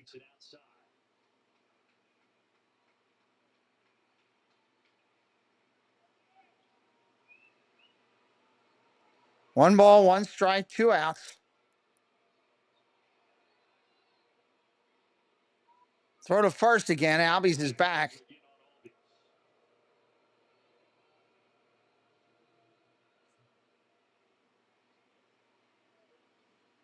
Dominguez trying to put the finishing touches on a Baltimore sweep. Give Atlanta their ninth. Me and Preston. Ground ball over to second. That'll be it. The Orioles are going to win this one. Hold on 1 second. Orioles are going to win. They sweep the Braves. 2 runs, 6 hits, no errors for the Orioles. 1 run, 7 hits, no errors for Atlanta. Big win for the Birds. We will see you next time here. Tomorrow we will be live from Milwaukee. That's going to be a good time. We hope that you'll check out the stream and hang out with us. Rogers gets the win.